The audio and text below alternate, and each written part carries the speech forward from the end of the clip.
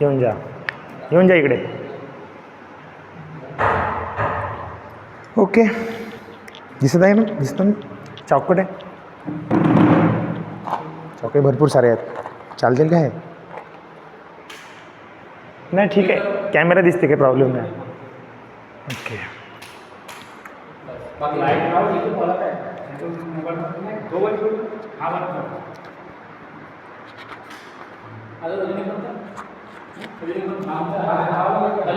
का बरं दिसत नाही का कॅमेरा?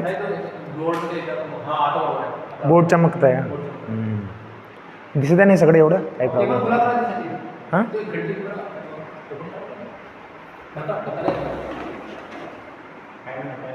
काय होत नाही ना, काही होत नाही. दिसते ना की बोर्डवरचं माणूस तसं चांगला दिसत नाही. ठीक आहे, झालं, बसा. शूटिंग सुरू झाली का? झाली.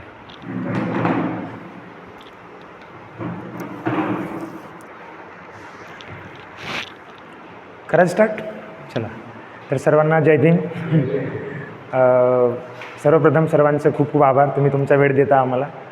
आणि त्या दिवशी आम्ही असं चालू फिरता तर मी सरांसमोर कल्पना ठेवली की असं काही करता येईल का बा. तर त्यांनी एका शब्दात होकार दाखवला आणि त्यांनी म्हटलं की बा आमचे चांगले ग्रुप आहे. तर म्हटलं चला, चांगली गोष्ट आहे. ऑलरेडी मी इथे तुम्हा लोकांसाठी जरी नवा असेल, पण माझ्यासाठी हा एरिया काही जुना नाही, म्हणजे नवीन नाही आहे. अंकित अशोक गजबे जो आहे तो मित्र आहे, जो पोस्टामध्ये लागला 2 वर्षा पहिलं, बरोबर आहे. हेही माझे मित्र आहे, तेही माझे मित्र आहे. तर जास्त वेळ आपण वाया न करता सरळ टॉपिकवर यायचं. तर सर्वात आधी बघा, माझं MSc झालं आहे फिजिक्समध्ये आणि इंजिनिअरिंग पण माझं झालेलं आहे इलेक्ट्रॉनिक्समध्ये. तर आणि 12वीला शिकवलं आहे मी जवळपास 5 वर्ष. इंजिनिअरिंगला जवळपास 7 वर्षाचा अनुभव मला शिकवायचा. आणि माझे कॉम्पिटिटिव्हचे क्लासेस मोदाला चालते. आणि 9वी-10वीची माझी स्वतःची कोचिंग आहे. जवळपास माझ्याकडे 200-250 पोरं असतात दरवर्षी कोचिंगला फक्त. बाकी मी बाहेर लेक्चर्स द्यायला जातच राहतो. माझं स्वतःचं यूट्यूब चॅनलसुद्धा आहे. ठीक आहे. मला काही बघा, माईकला काही प्रॉब्लेम नाही आहे. तुम्ही काही नाही, काही सगळं प्रॉब्लेम आहे, काही विषय नाही.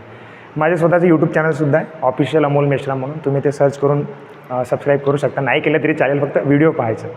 तर मराठी शिकवायचं ना, मराठी की हिंदी तुम्ही सांगा मला. हाँ, मी हिंदी कंफर्टेबल जास्त है मला. ओके चलो, हाँ, साइंस हिंदी में चलता है मुझे. एक्चुअली मेरा टीचिंग ही हिंदी में है, ठीक है. सो कोई इशू नहीं. तो देखो, आज हम सबसे पहला टॉपिक पढ़ने वाले फिजिक्स का.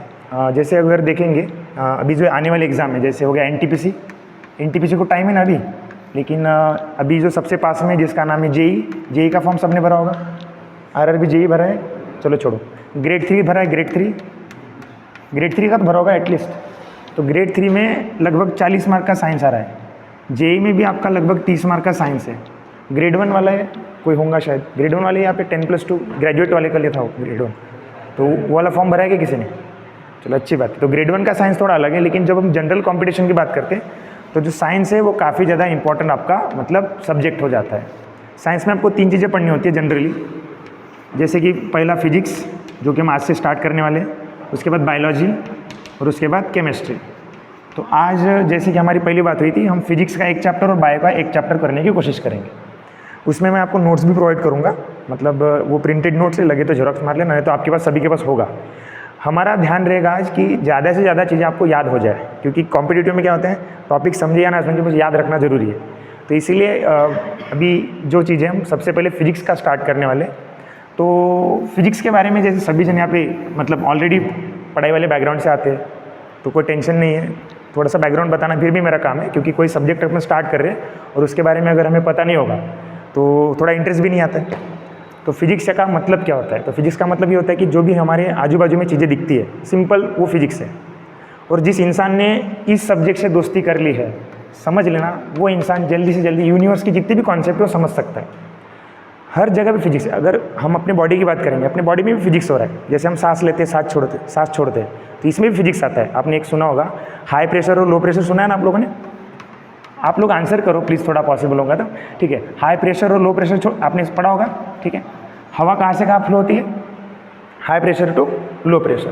तो जब हम सांस लेते हैं तो वहाँ पे भी हाई प्रेशर से लो प्रेशर हवा आती है. तो वही चीज़ें यहाँ पे, तो मतलब फिजिक्स हर जगह पे है. आपको मतलब मुझे बताना है. ठीक है, तो फिजिक्स को मतलब हम 2 पार्ट्स में डिवाइड करके पढ़ते हैं. पहला पार्ट कौन सा?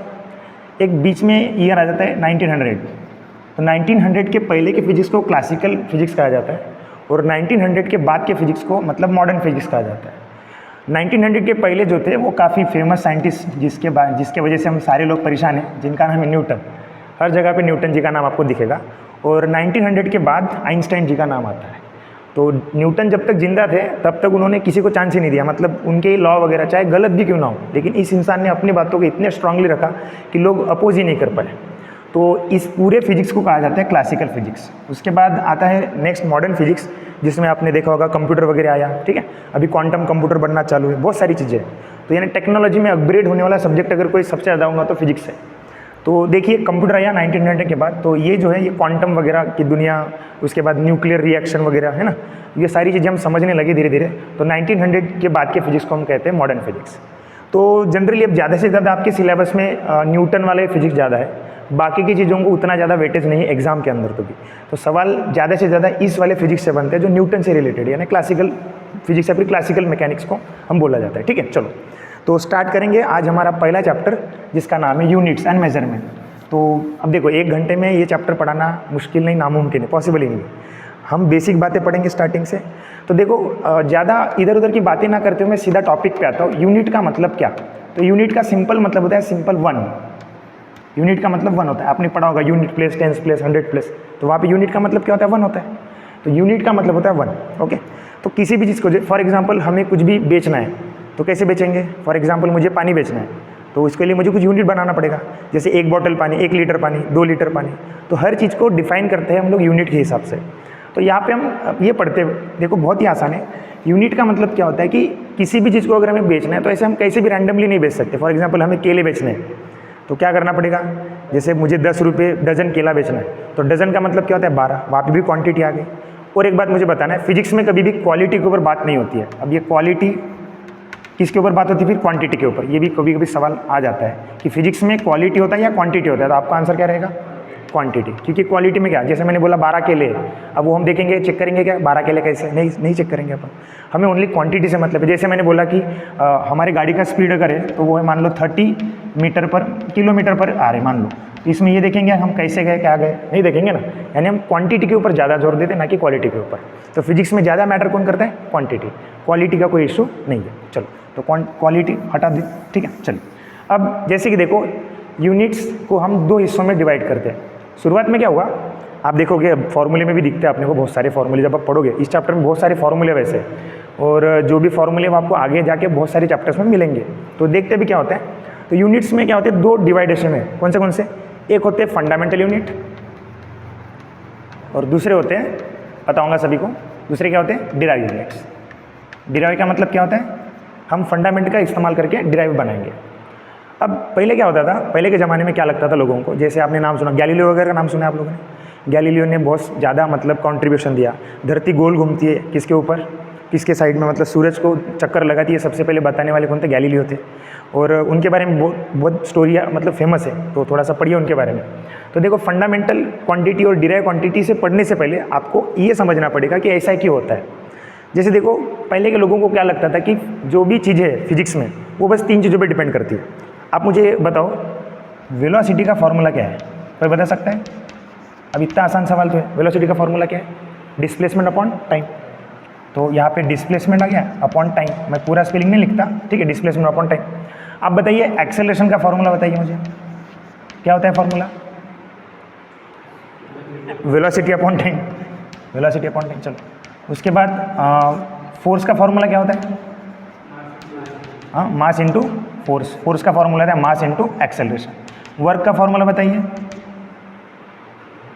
Force into displacement. यूनिट नहीं पूछ रहा हूँ, फॉर्मूला पूछ रहा हूँ। What is the formula?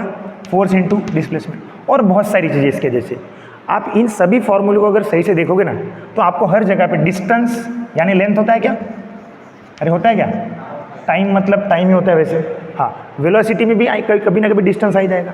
उसके बाद आप फोर्स का देखो, मास, एक्सेलरेशन में भी डिस्टेंस आ जाएगा। एक्सेलरेशन को हम डिस्टेंस के हिसाब से डिफाइन कर सकते हैं। आपने 12th में पढ़ा होगा d2x अपॉन d2, पढ़ा है क्या आपने? ये पढ़ा होगा आपने। एक्सेलरेशन इज इक्वल टू क्या होता है? d2x अपॉन dt का स्क्वायर। जिनका मैथमेटिकल बैकग्राउंड है उनको तो कोई दिक्कत नहीं होगा इस केस में। तो ये सब, ये क्या है? x क्या है? डिस्टेंस। x क्या है? डिस्टेंस। तो लोगों को ये लगता था पहले कि फिजिक्स में 3 ही चीज़ें होती है, और वो 3 चीज़ें कौन सी? लेंथ, मास और टाइम। डिराइव को हम बाद में समझेंगे, ठीक है? समझ में आया? तो पहली 3 चीज़ें आपको याद हो गई, कौन सी? लेंथ, मास और टाइम। तो पहले क्या लगता था लोगों को कि फिजिक्स में बस 3 ही चीज़ें हैं, कौन सी? लेंथ, मास और टाइम। तो इसीलिए बस सारे फॉर्मूले में देखना ये 3 ही चीज़ें आएंगी आपके पहले शुरुआत के फॉर्मूले में। लेकिन जैसे जैसे फिजिक्स आगे बढ़ा, फिर हमें क्या पता चला?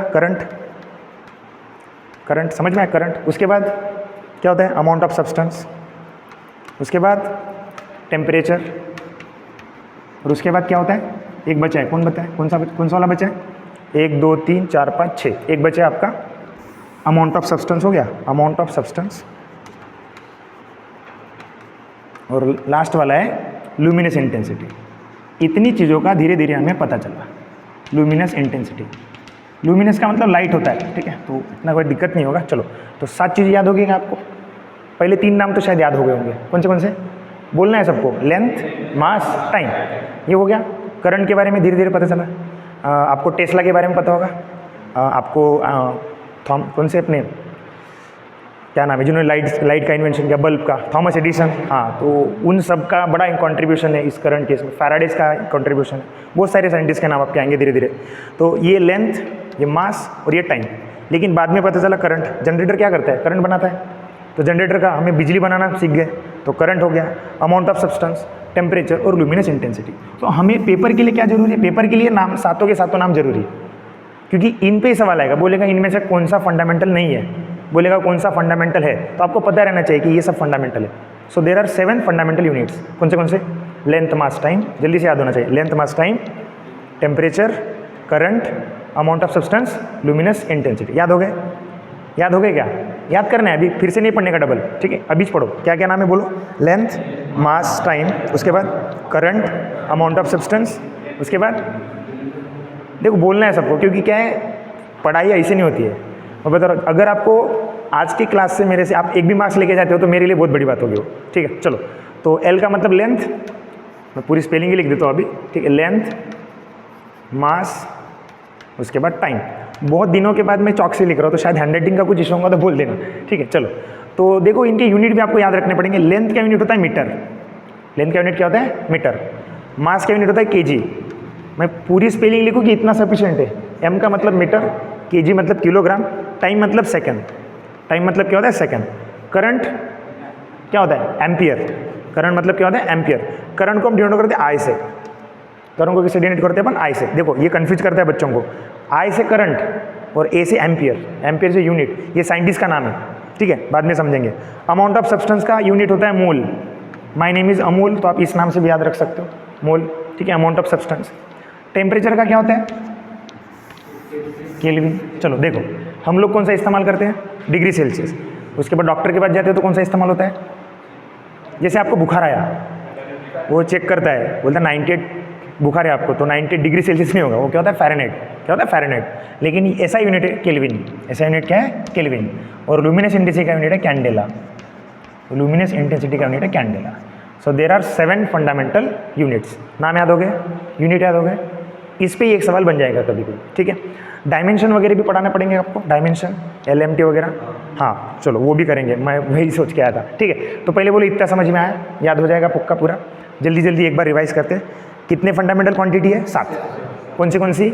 लेंथ, मास, टाइम, उसके बाद करंट, उसके बाद अमाउंट ऑफ सब्सटेंस, उसके बाद टेम्परेचर, उसके बाद लुमिनस इंटेंसिटी। मैं अभी कुछ भी पूछूंगा, आप आंसर दोगे, ठीक है?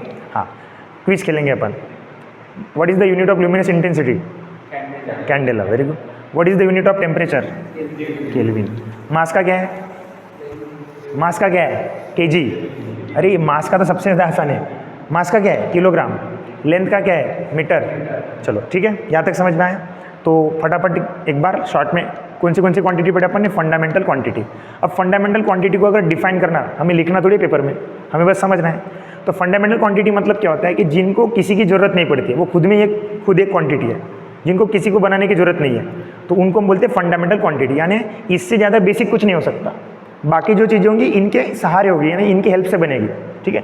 तो फंडामेंटल क्वांटिटी होती है 7, ये पहला आंसर, ठीक है। कौन सी तो मैंने आपको नाम लिखवा दिए, उनके सभी के ऐसा यूनिट भी लिखवा दिए।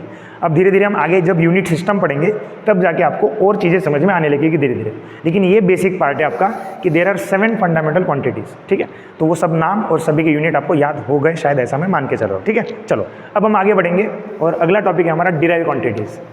अब डिराइव का मतलब क्या, डिराइव का मतलब क्या होता है, जैसे डेरिवेशन करना है ना मैथ्स में, तो डिराइव क्वांटिटीज़ बोल सकते हैं हम लोग, ठीक है, डिराइव क्वांटिटीज़। अब इसमें नहीं क्या, ये अगर ये कभी खत्म नहीं होंगे, अगर मैं पढ़ाने जाऊँगा ना पूरे चैप्टर इधर ही खत्म हो जाएंगे आपके, क्योंकि मुझे मोशन अगर देखना है तो फोर्स वहाँ पे देखना पड़ेगा, तो यहाँ पे फोर्स का भी सब कुछ आएगा, वर्क देखना होगा, है ना, बहुत सारी यूनिट हम मैं यहाँ पे पढ़ा सकता हूँ आपको। तो जितने पॉसिबल होते आज के क्लास में मैं करके देता हूँ, ठीक है, और आपको बेसिक पार्ट भी समझा देता हूँ, ठीक। चलो, तो डिराइव क्वांटिटी में सबसे पहला समझना है आपको, जैसे मैं बोल रहा हूँ स्पीड, तो स्पीड का फॉर्मूला क्या होता है, डिस्टेंस अपॉन टाइम। स्पीड का फॉर्मूला क्या होता है, डिस्टेंस अपॉन टाइम। आज का लेक्चर मतलब समझ लीजिए इसी टॉपिक पे डिपेंडेंट है। फिर क्या, स्पीड आपको एक मोशन नाम के चैप्टर में भी आ जाएगा, तो वहाँ पे भी समझ लेंगे अपन। तो डिस्टेंस अपॉन टाइम, अब डिस्टेंस का मतलब क्या होता है, लेंथ। डिस्टेंस का मतलब क्या होता है, लेंथ, और टाइम तो आपको पता ही है, तो लेंथ मास टाइम, देखो फंडामेंटल क्वांटिटी आ गई इसके अंदर। तो अब देखो, अगर आपको डिराइव क्वांटिटी को डिफाइन करना रहा तो हम क्या करेंगे, define speed is a derive quantity और फंडामेंटल क्वांटिटी। कौन सी क्वांटिटी है, डिराइव क्वांटिटी। क्यों है, क्योंकि ये बन रही है, किसकी वजह से बन रही है, फंडामेंटल के वजह से बन रही है। समझ में आई बात। तो इनको डिराइव क्यों कहते हैं, जैसे स्पीड हो गया, वेलोसिटी हो गया, ये सब चीज़ें आपको समझ में आनी चाहिए। इसका यूनिट अगर हम देखेंगे, डिस्टेंस का यूनिट क्या होता है, अभी बताया था, metre, and what is the unit of time, second. यानी इसको पढ़ते कैसे, मीटर पर सेकंड, या फिर इसको लिखा भी ऐसे जाता है, मीटर इंटू सेकंड का पावर -1। मैथ्स पे आता हूँ आप लोगों को थोड़ा थोड़ा, ये पावर में 1 है, ऊपर गया तो माइनस हो जाएगा, -1, तो ये हो जाएगा। ये इसका ऐसा यूनिट है। पहले तो मैं आपको सभी के ऐसा यूनिट लिखवा के देता हूँ, ठीक है। चलो, उसके बाद देखो सेकंड वाला, वेलोसिटी। बोलो वेलोसिटी क्या होगा, क्या फॉर्मूला होता है, क्या होता है formula, displacement, displacement upon time. मैं पहले बता रहा हूँ, आपको याद करना है अभी के अभी, घर पे जाके पढ़ाई नहीं करनी सीधा। हाँ, तो डिस्प्लेसमेंट अपॉन टाइम, डिस्प्लेसमेंट का यूनिट क्या होता है, बताओ, आवाज़ आना चाहिए, मीटर, मीटर ही होता है ना, और यूनिट क्या होगा, सेकंड। तो स्पीड और वेलोसिटी का यूनिट सेम है, फॉर्मूला अलग अलग है। फॉर्मूला स्पीड के फॉर्मूले में क्या है, distance, and what is the formula of velocity, displacement upon time. अब मुझे एक क्वेश्चन का आंसर बताइए, अगर दोनों के फॉर्मूले अलग अलग है बट यूनिट तो सेम है, तो दोनों में कुछ फ़र्क भी होता होगा, तो फ़र्क होता है, बिल्कुल होता है। स्पीड स्केलर क्वांटिटी है, कौन सी क्वांटिटी है, स्केलर, और उसके बाद वेलोसिटी कौन सी क्वांटिटी है, वेक्टर। अब ये क्या चक्कर होता है, तो जिनको डायरेक्शन होती है उसको हम वेक्टर बोलते हैं, और जिसको डायरेक्शन नहीं होती उसको स्केलर बोला जाता है। तो याद रखना, स्केलर क्वांटिटी को ओनली मैग्नीट्यूड होता है ना, वैल्यू, वैल्यू समझ में आया क्या। जैसे हम खाना खा रहे तो कोई डायरेक्शन देके खाना खाते क्या, वो भी आने दो, ये भी आने दो, सब आने दो, सब चलता है अपने को। लेकिन अगर हमें कहीं जाना है तो हम बताते हैं, हाँ मैं नॉर्थ की तरफ जा रहा हूँ। जैसे मान लो फॉर एग्जाम्पल, मैं यहाँ से भाग गया, फॉर एग्जाम्पल, तो भागने के बाद मैंने बोला कि मैं यहाँ से भाग गया, क्या आपको मेरे एड्रेस के बारे में पता चलेगा। लेकिन मैंने बोला कि मैं यहाँ से 30 किलोमीटर नॉर्थ की तरफ गया, आप मुझे ढूंढ पाओगे, आप ढूंढोगे क्यों वैसे, ठीक है, लेकिन फिर भी ढूंढ पाओगे मुझे, बिकॉज मैंने डायरेक्शन दिया आपको। तो डायरेक्शन और मैग्नीट्यूड का मतलब समझ में है। मैंने बोला कि मैं 30 किलोमीटर भाग गया, अब कहाँ जाओगे मुझे ढूंढने आप सभी दिशाओं में भेजोगे लोगों को, है ना, 30 किलोमीटर जाओ रे, देखो वहाँ पे मिलेगा आपको। लेकिन अगर मैंने बताया कि मैं नॉर्थ साइड में 30 किलोमीटर गया, इसका मतलब क्या हो गया, हम उसको डायरेक्शन बता रहे हो। जहाँ पे डायरेक्शन स्पेसिफाई हो रही है उसको क्या बोलते हैं हम लोग, वेक्टर। और स्केलर किसे बोलेंगे, जहाँ पे डायरेक्शन नहीं है, ओनली मैग्नीट्यूड। तो ये हम बाद में स्केलर वेक्टर नाम की चैप्टर में सेपरेट समझेंगे।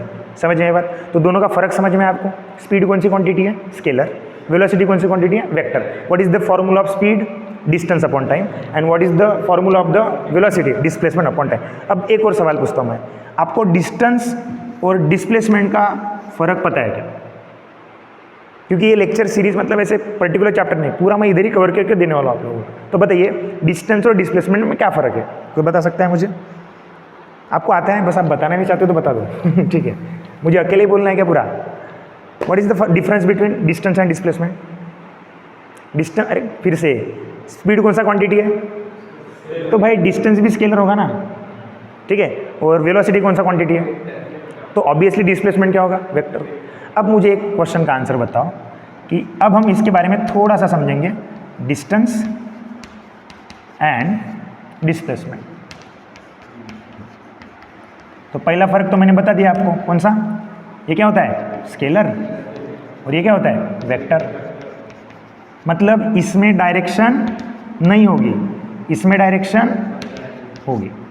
ठीक है, अब मुझे और एक बात बताओ, जैसे फॉर एग्जांपल आप घर पे जाके सो जाओगे अब शाम को, है ना, फिर सवेरे फिर से उठोगे वहीं से, फिर आप पूरा दिन भर का अपना रूटीन फिनिश करके रात को फिर से उसी पलंग पे चले जाओगे, तो बताइए आपका डिस्टेंस क्या होगा, आपका डिस्प्लेसमेंट क्या होगा?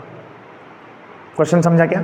एक बार फिर से मान लीजिए ये पॉइंट है, हाँ ये पॉइंट है ए नाम का, ठीक है, ये आपका घर है फॉर एग्जांपल, ये आपकी लाइब्रेरी है ऐसे, ठीक है, ये लाइब्रेरी है, आप अपने घर से लाइब्रेरी में आए, ठीक है, और वो लाइब्रेरी मान लो आपके घर से 10 किलोमीटर दूर है।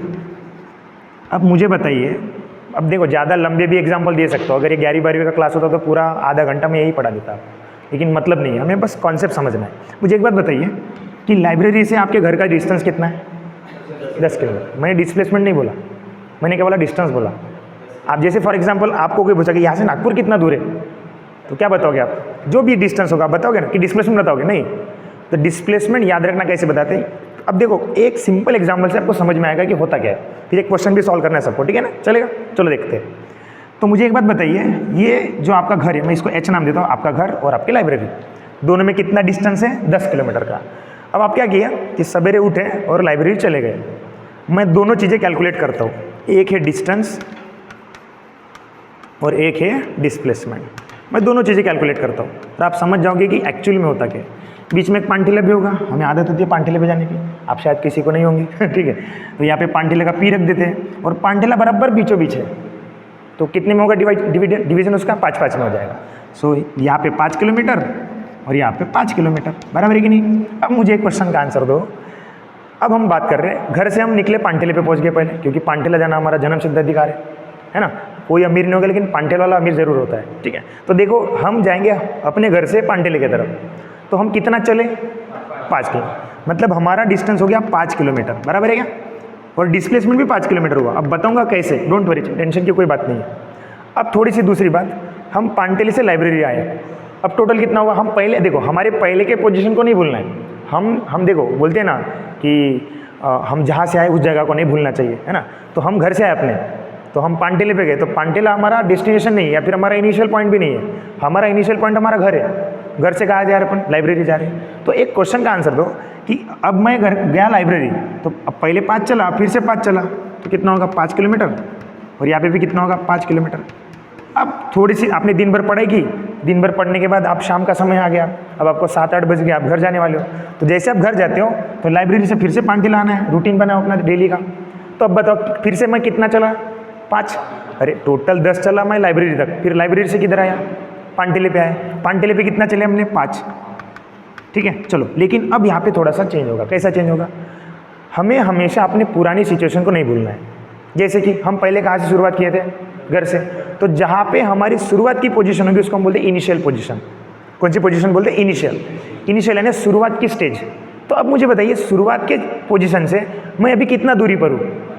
5 पे दूरी पर, यानी मैंने अपने डिस्प्लेसमेंट, मतलब सिंपल जो है, अपने जो डिस्टेंस था, पहले मैं 10 किलोमीटर दूर था अपने घर से, लेकिन पानठिले पे आके कितना हो गया? 5। तो वो माइनस करना पड़ेगा मुझे, क्योंकि मुझे इनिशियल और फाइनल पोजीशन में क्या करना है? कंपैरिजन करना है। तो पहले मैं अपने घर से 10 किलोमीटर दूर था, अब मैं अपने घर से कितना किलोमीटर दूर? 5। तो मुझे यहाँ पे क्या करना पड़ेगा? -5 करना पड़ेगा। और फिर से अगर मान लो पानठिले से हम फिर से घर पे आए, तो घर पे आने के बाद क्या हो जाएगा? आप जहाँ थे वहीं पे आ जाओगे। और यहाँ पे देखो ये सिंपल डिस्टेंस क्या होगा? आप पानठिले से फिर से चल के घर पे आए तो 5 किलोमीटर। अब इसका कैलकुलेशन कीजिए, बताओ अगर कितना आंसर आएगा? आपने टोटल कितना डिस्टेंस चला आज? 20 किलोमीटर। लेकिन जब हम डिस्प्लेसमेंट की बात करेंगे तो आप अपने घर से कितनी दूर थे? 5 किलोमीटर दूर से ना। अब कितना दूर हो? 0, यानी यहाँ पे फिर से माइनस हो जाएगा। आप देखोगे ये 5, ये 5, ये 5 सब कैंसिल, आपका डिस्प्लेसमेंट 0 आ जाएगा। तो यहाँ से क्या समझते हैं हमें? एक और चीज़ ऑब्जर्व की क्या आपने? जब तक हम एक ही डायरेक्शन में चल रहे थे, दोनों का आंसर सेम आ रहा था। आप समझ रहे हो? याद नहीं करना है, याद कुछ भी नहीं करना है, बस समझना है। मेरी तरफ ध्यान दो, कुछ भी स्टेटमेंट आपको याद नहीं करना पड़ेगा। मल्टी लाइनर सवालों का जमाना है। पहले बताओ, आप यूपीएससी दो, एमपीएससी दो, क्योंकि मैंने एमपीएससी को भी 2 साल मैंने पढ़ाया साइंस, ठीक है? सवाल मल्टी लाइनर बनते हैं आजकल, और इसमें बच्चे फंस जाते हैं, जो खास करके आर्ट बैकग्राउंड के होते हैं या फिर इंजीनियरिंग क्या बहुत सारे यहाँ पे।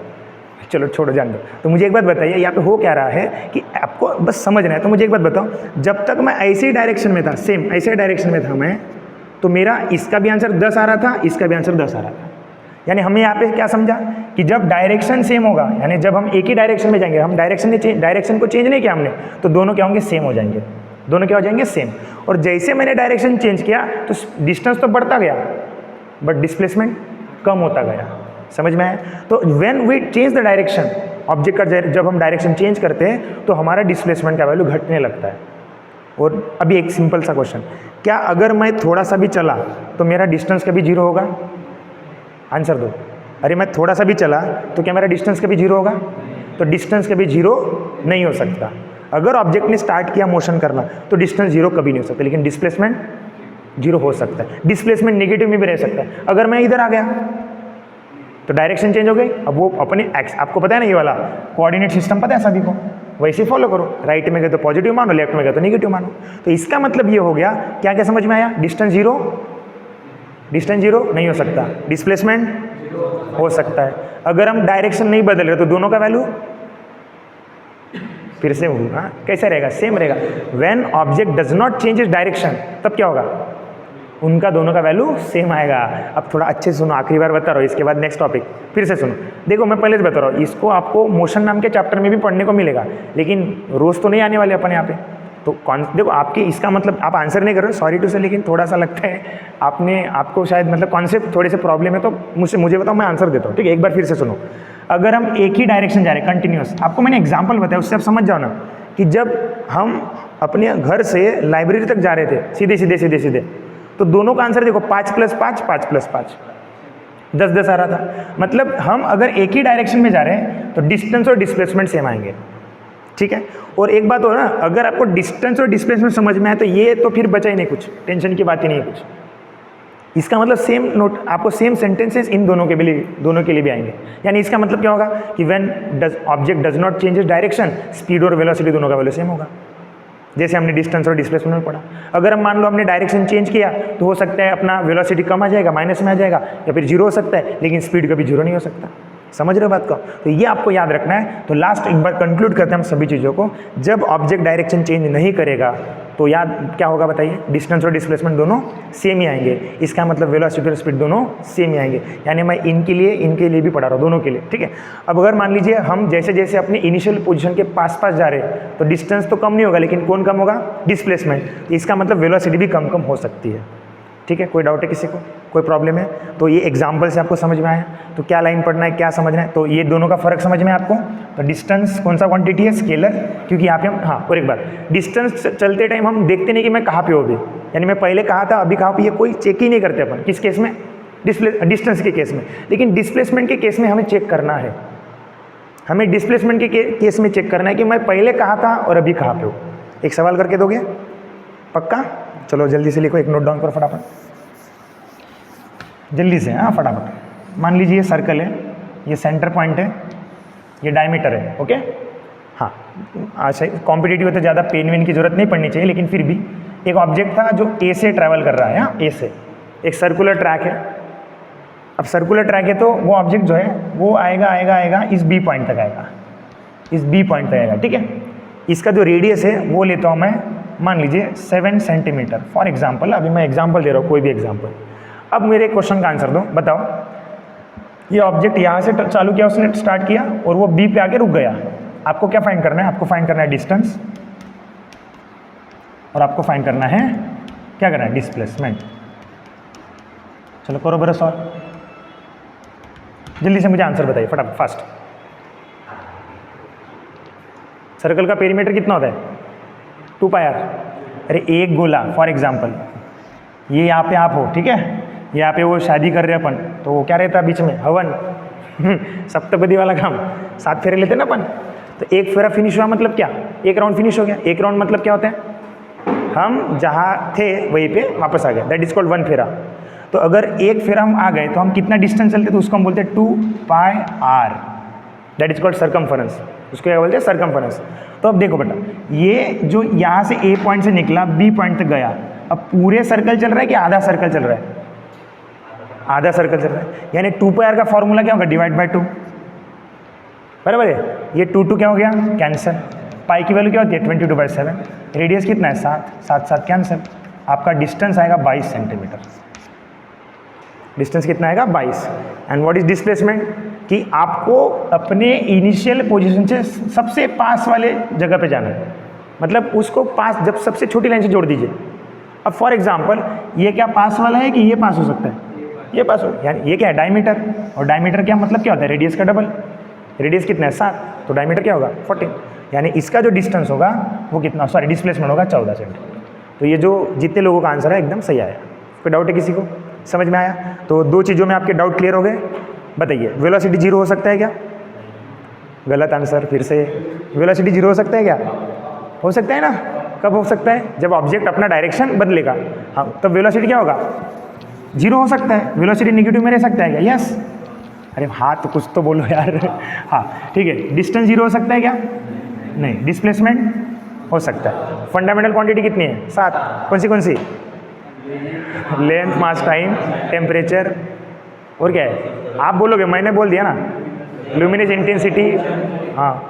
अरे कुछ मराठी में बताना है कि नहीं ना, ऐसा कुछ नाम वगैरह चलता है नहीं इतना। हाँ, सब इंग्लिश मीडियम वाले, बहुत अच्छी बात है, ठीक है।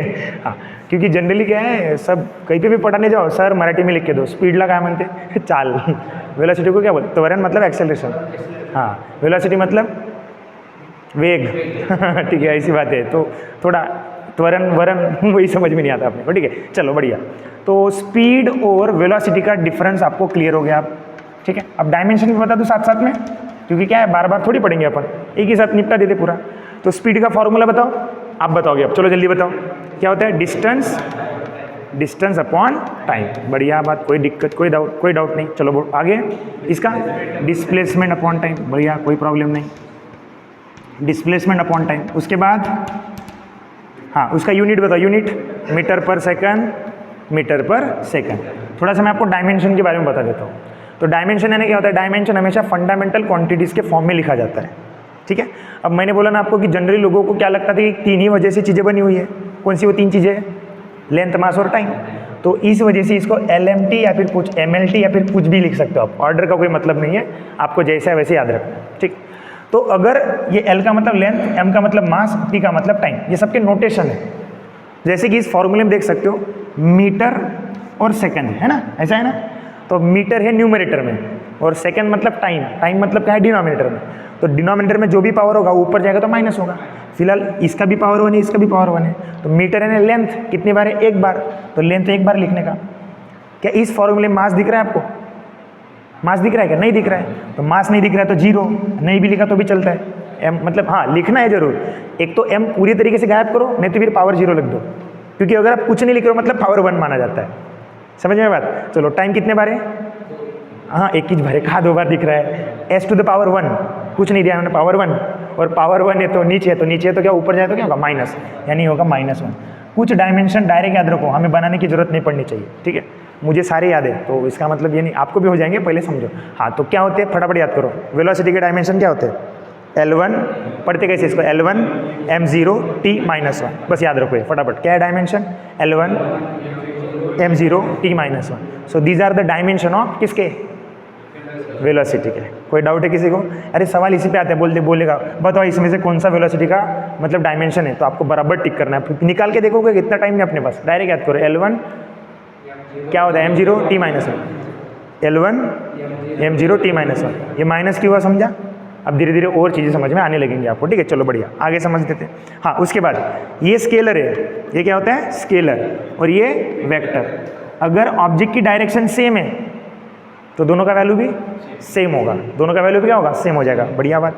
हाँ, वेलोसिटी पॉजिटिव भी होगा, निगेटिव भी होगा, 0 भी होगा।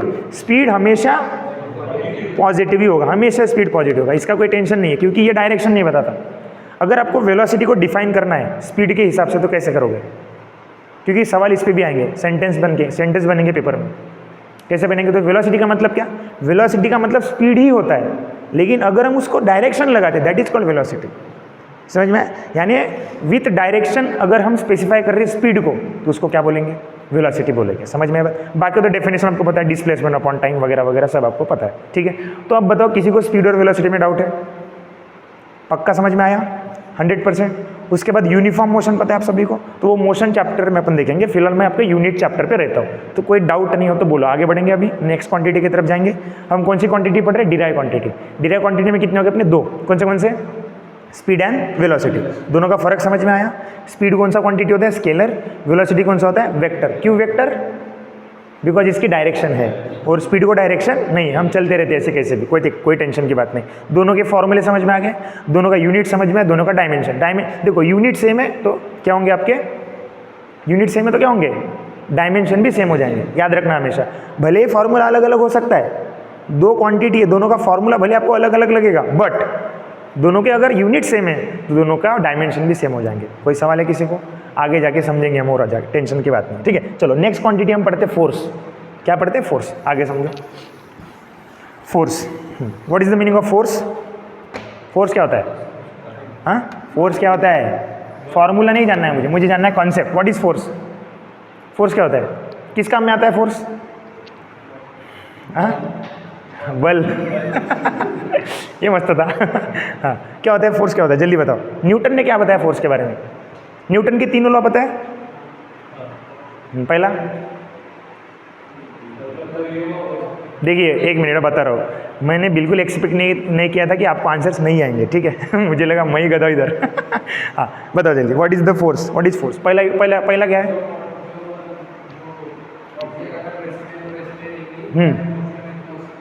एक छोटा सा एग्जांपल बता था, कभी नहीं भूलेंगे आप।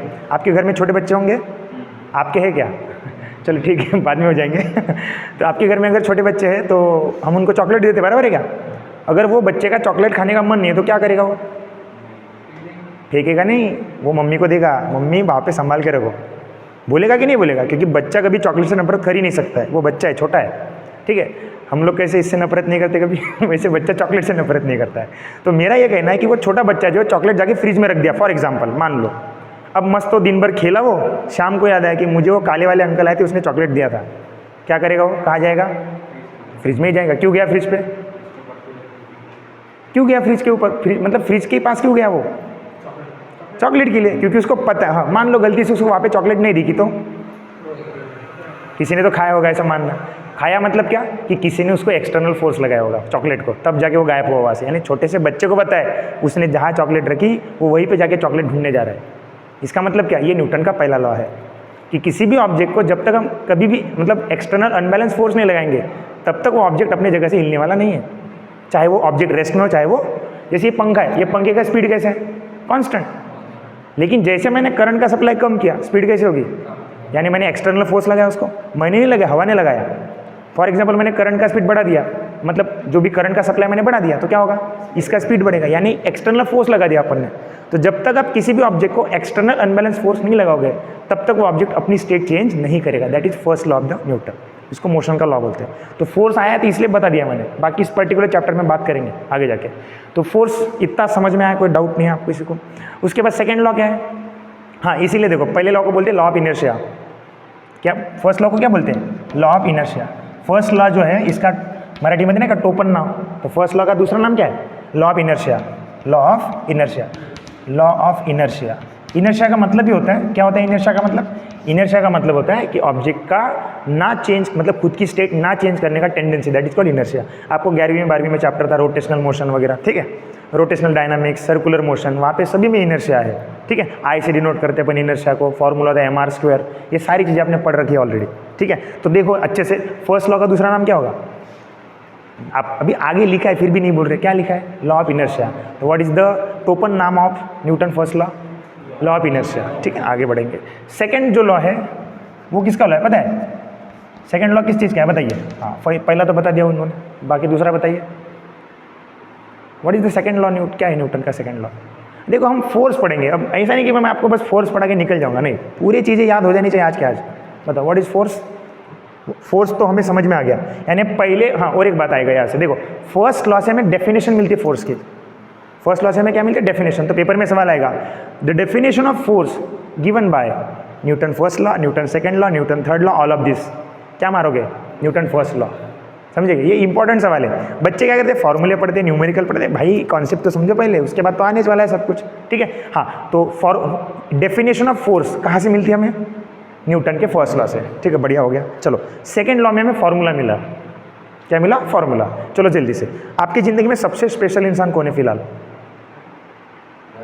मम्मी होती है। आप इतना सोचना पड़ रहा है, कैसे बात कर रहे हो? सबसे स्पेशल इंसान होती है मम्मी, उधर मत जाइए। हाँ सबसे स्पेशल इंसान माँ होती है हमारी, है ना? अरे ठीक है। तो हमारी ज़िंदगी में सबसे स्पेशल इंसान हमारी माँ होती है। जैसे हम सोए हैं, मान लीजिए हमें लाइब्रेरी जाने के लिए लेट हो रहा है, मम्मी को हमारा टाइम टेबल हमसे पहले पता होता है कि मेरे बच्चे का ये समय हो रहा है। मम्मी क्या करेगी? अगर आप उठे नहीं तो 2 बाल्टी पानी डालेगी, उठ पहले जल्दी जा। अगर आप खाना नहीं खा रहे तो क्या करेगी? आपको खाना खिलाएगी, है ना? अगर आप कुछ भी नहीं कर रहे, मान लीजिए आप रास्ते से भटक गए, तो मम्मी क्या करेगी? एक देते स्पीड ना चप्पल लेते तिकड़ने, तो अपन क्या करते हैं? अपने सीधे लाइन पे आ जाते हैं। तो एक्चुअली फोर्स का फॉर्मूला होता है माँ। फोर्स का फॉर्मूला क्या होता है? माँ। माँ मतलब क्या होता है? Mass into acceleration. थोड़ी देर पहले हमने पढ़ा था, अभी समझ में आया? हाँ, तो सेकंड लॉ में हमें फॉर्मूला मिला। क्या मिला? फॉर्मूला। अभी एक्चुअली मैं चैप्टर में पढ़ाऊंगा आपको क्या होता है। तो इसका जो दूसरा नाम होता है लॉ ऑफ मोमेंटम। क्या होता है? Law of momentum. याद रखना, ये भी पूछ लेता है, लॉ ऑफ मोमेंटम कौन सा है? तो ये है आपका सेकंड लॉ। ठीक है, इसमें एक एग्जाम्पल बड़ा फेमस है। कौन सा? हम कुछ लोग बस में बैठे हैं, फिर हम वो ऐसे कर रहे हैं तो हम राइट में हो रहे हैं, तो वो कौन सा लॉ है? तो वो सेकंड लॉ है। तो अब हम ये पर्टिकुलर अगर आप इंटरेस्टेड हो तो इसके बाद क्योंकि ये पहला दिन है, आप डिसाइड करोगे कि अगले हफ्ते बुलाना है नहीं बुलाना है। ठीक है, ये आपके ऊपर डिपेंडेंट है। अगर आपको ये सब पढ़ना है तो बुलाओगे, नहीं पढ़ना तो नहीं बुलाओगे, आपको आता होगा तो नहीं बुलाओगे। तो सेकंड लॉ का दूसरा नाम क्या होता है? मोमेंटम का लॉ। फर्स्ट लॉ का दूसरा नाम क्या होता है? Law of inertia. क्यों बोलते हैं इनर्शिया? इनर्शिया का मतलब क्या? अपनी स्टेट को चेंज ना करना, that is called inertia. Inertia मतलब भाव खाना। लड़कियां कैसे भाव खाती है ना? खाती कि नहीं खाती? बस सेम चीज़। तो भाव खाने की टेंडेंसी को क्या बोलते हैं? इनर्शिया। हाँ, मोमेंटम हम बाद में समझेंगे। मोमेंटम का फॉर्मूला आता है क्या? Mass into velocity. What is the formula of momentum? Mass into velocity. अब एक छोटा सा एग्जाम्पल से आपको मोमेंटम समझाता मैं। ठीक है, हाँ, एक बंदूक की गोली ली मैंने, और वो बंदूक की गोली मैंने आपको ऐसे हाथ से फेंक के मारी, क्या लगेगी आपको? लगेगी, थोड़ी सी जान दो, ऐसा लगेगा। लेकिन अगर वही बंदूक से मारी तो क्या होगा? खत्म, टाटा बाय बाय, पता नहीं अगली बार कब मिलेंगे। तो ऐसा क्यों हुआ? बंदूक की गोली वही थी ना। फोर्स की बात तो है, लेकिन बंदूक की गोली वही थी, बस मैंने ऑब्जेक्ट चेंज किया मारने का। मैंने हाथ से मारा और बंदूक से मारा। बंदूक से फोर्स ज़्यादा लगेगा या हाथ से ज़्यादा फोर्स लगेगा?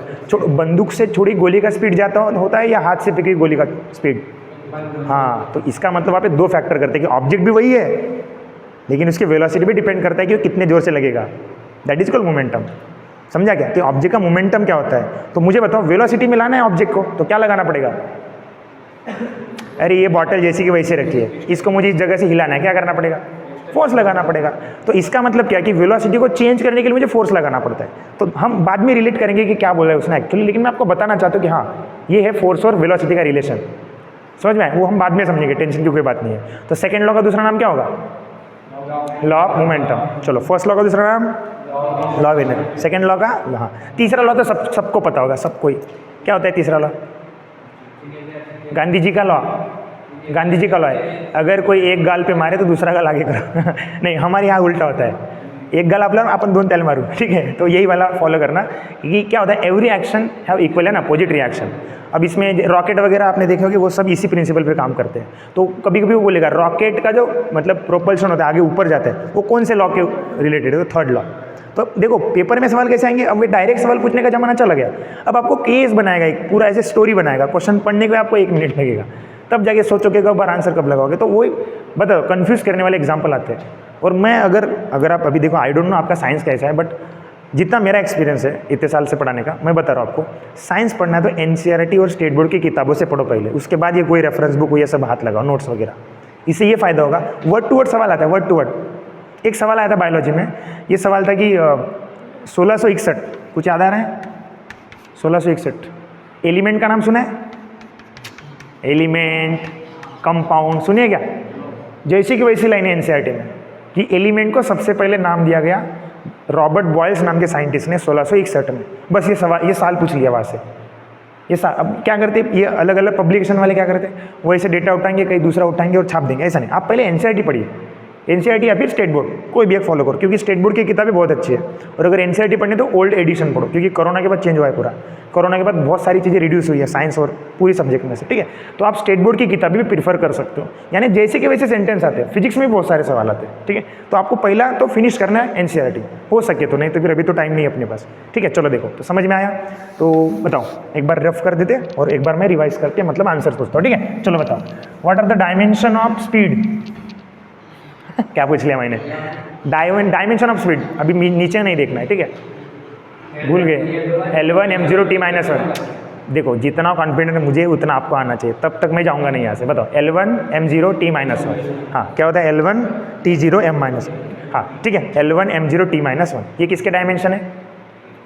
स्पीड और वेलोसिटी दोनों के। यूनिट बताइए दोनों का, ऐसा है वाला मीटर पर सेकंड, मीटर पर सेकंड। चलो आगे बढ़ेंगे, ठीक है। हाँ अब हम बात करेंगे फोर्स। तो फोर्स के पहले अपन एक काम करते हैं, एक्सेलेरेशन पढ़ लेते, क्योंकि इसके फॉर्मूले में एक्सेलेरेशन भी है। तो पहले मैं आपको एक्सेलेरेशन समझा देता। इतने बड़े बड़े लोग बैठे, थोड़ा फॉर्मेट चेंज हो गया। हाँ, एक्सेलेरेशन का फॉर्मूला, चलो एक्सेलेरेशन का मतलब क्या होता है, कौन बताएगा मुझे? फोर्स को तुम बाद में डिस्कस ही कर लेंगे फॉर्मूला के साथ, पहले एक्सेलेरेशन बताओ क्या होता है एक्सेलेरेशन, कौन बताएगा? अरे जल्दी बताओ। हाँ क्या होना? अरे बता सकते हो ना, जो भी आता है वो बताओ। हाँ, इसका मतलब क्या होता है? फॉर्मूला याद है, कोई दिक्कत नहीं है, लेकिन पेपर में सवाल कॉन्सेप्ट बेस्ड आएगा अगर, तो वो गलत नहीं होना चाहिए अपना। बाकी बच्चे का गलत होगा क्योंकि उसने रट्टा मारा है पूरा, अपने को रट्टा नहीं मारना, अपने को समझना है। अब मुझे बताइए, आप रास्ते से चलते हो, गाड़ी है ना, गाड़ी चलाते हो आप रास्ते से, तो गाड़ी जब आप चलाते हो तो गाड़ी का स्पीड एकदम जैसे का वैसे रहता है क्या? क्या होता है? कम ज़्यादा करते हैं। मान लीजिए आगे भैंस आ गई तो कम करोगे, है ना, लड़की दिखी तो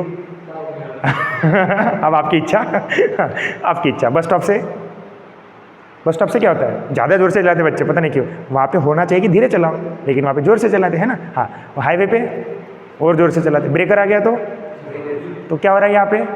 हम अपनी स्पीड को कभी कम कभी ज़्यादा कर रहे हैं, और कम और ज़्यादा की चीज़ को एक्सेलेरेशन बोला जाता है। समझ में? तो मतलब क्या होगा, इसका एक्चुअली डेफिनेशन है change in velocity, change in velocity divided by time. इसको हम क्या बोलते हैं? एक्सेलरेशन। अब बताओ, क्या मैं स्पीड को कभी कम से ज़्यादा भी कर सकता हूँ और ज़्यादा से कम भी कर सकता हूँ?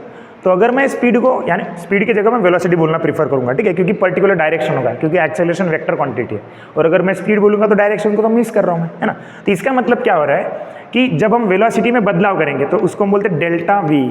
क्या बोलते हैं? डेल्टा मतलब चेंज, और डेल्टा वी क्या होता है? Change in velocity, that is final velocity minus initial velocity. V मतलब कौन सा वेलोसिटी? Final velocity. और यू मतलब कौन सा वेलोसिटी? Initial velocity. समझ में आई बात? अब मुझे एक और बात बताइए, ये हो गया चेंज इन वेलोसिटी का फॉर्मूला, और डिवाइड बाय टाइम। तो एक्सेलरेशन को हम डिनोट करते हैं ए से, वेक्टर क्वांटिटी होने का कारण arrow, and what is the formula? Change in velocity upon time.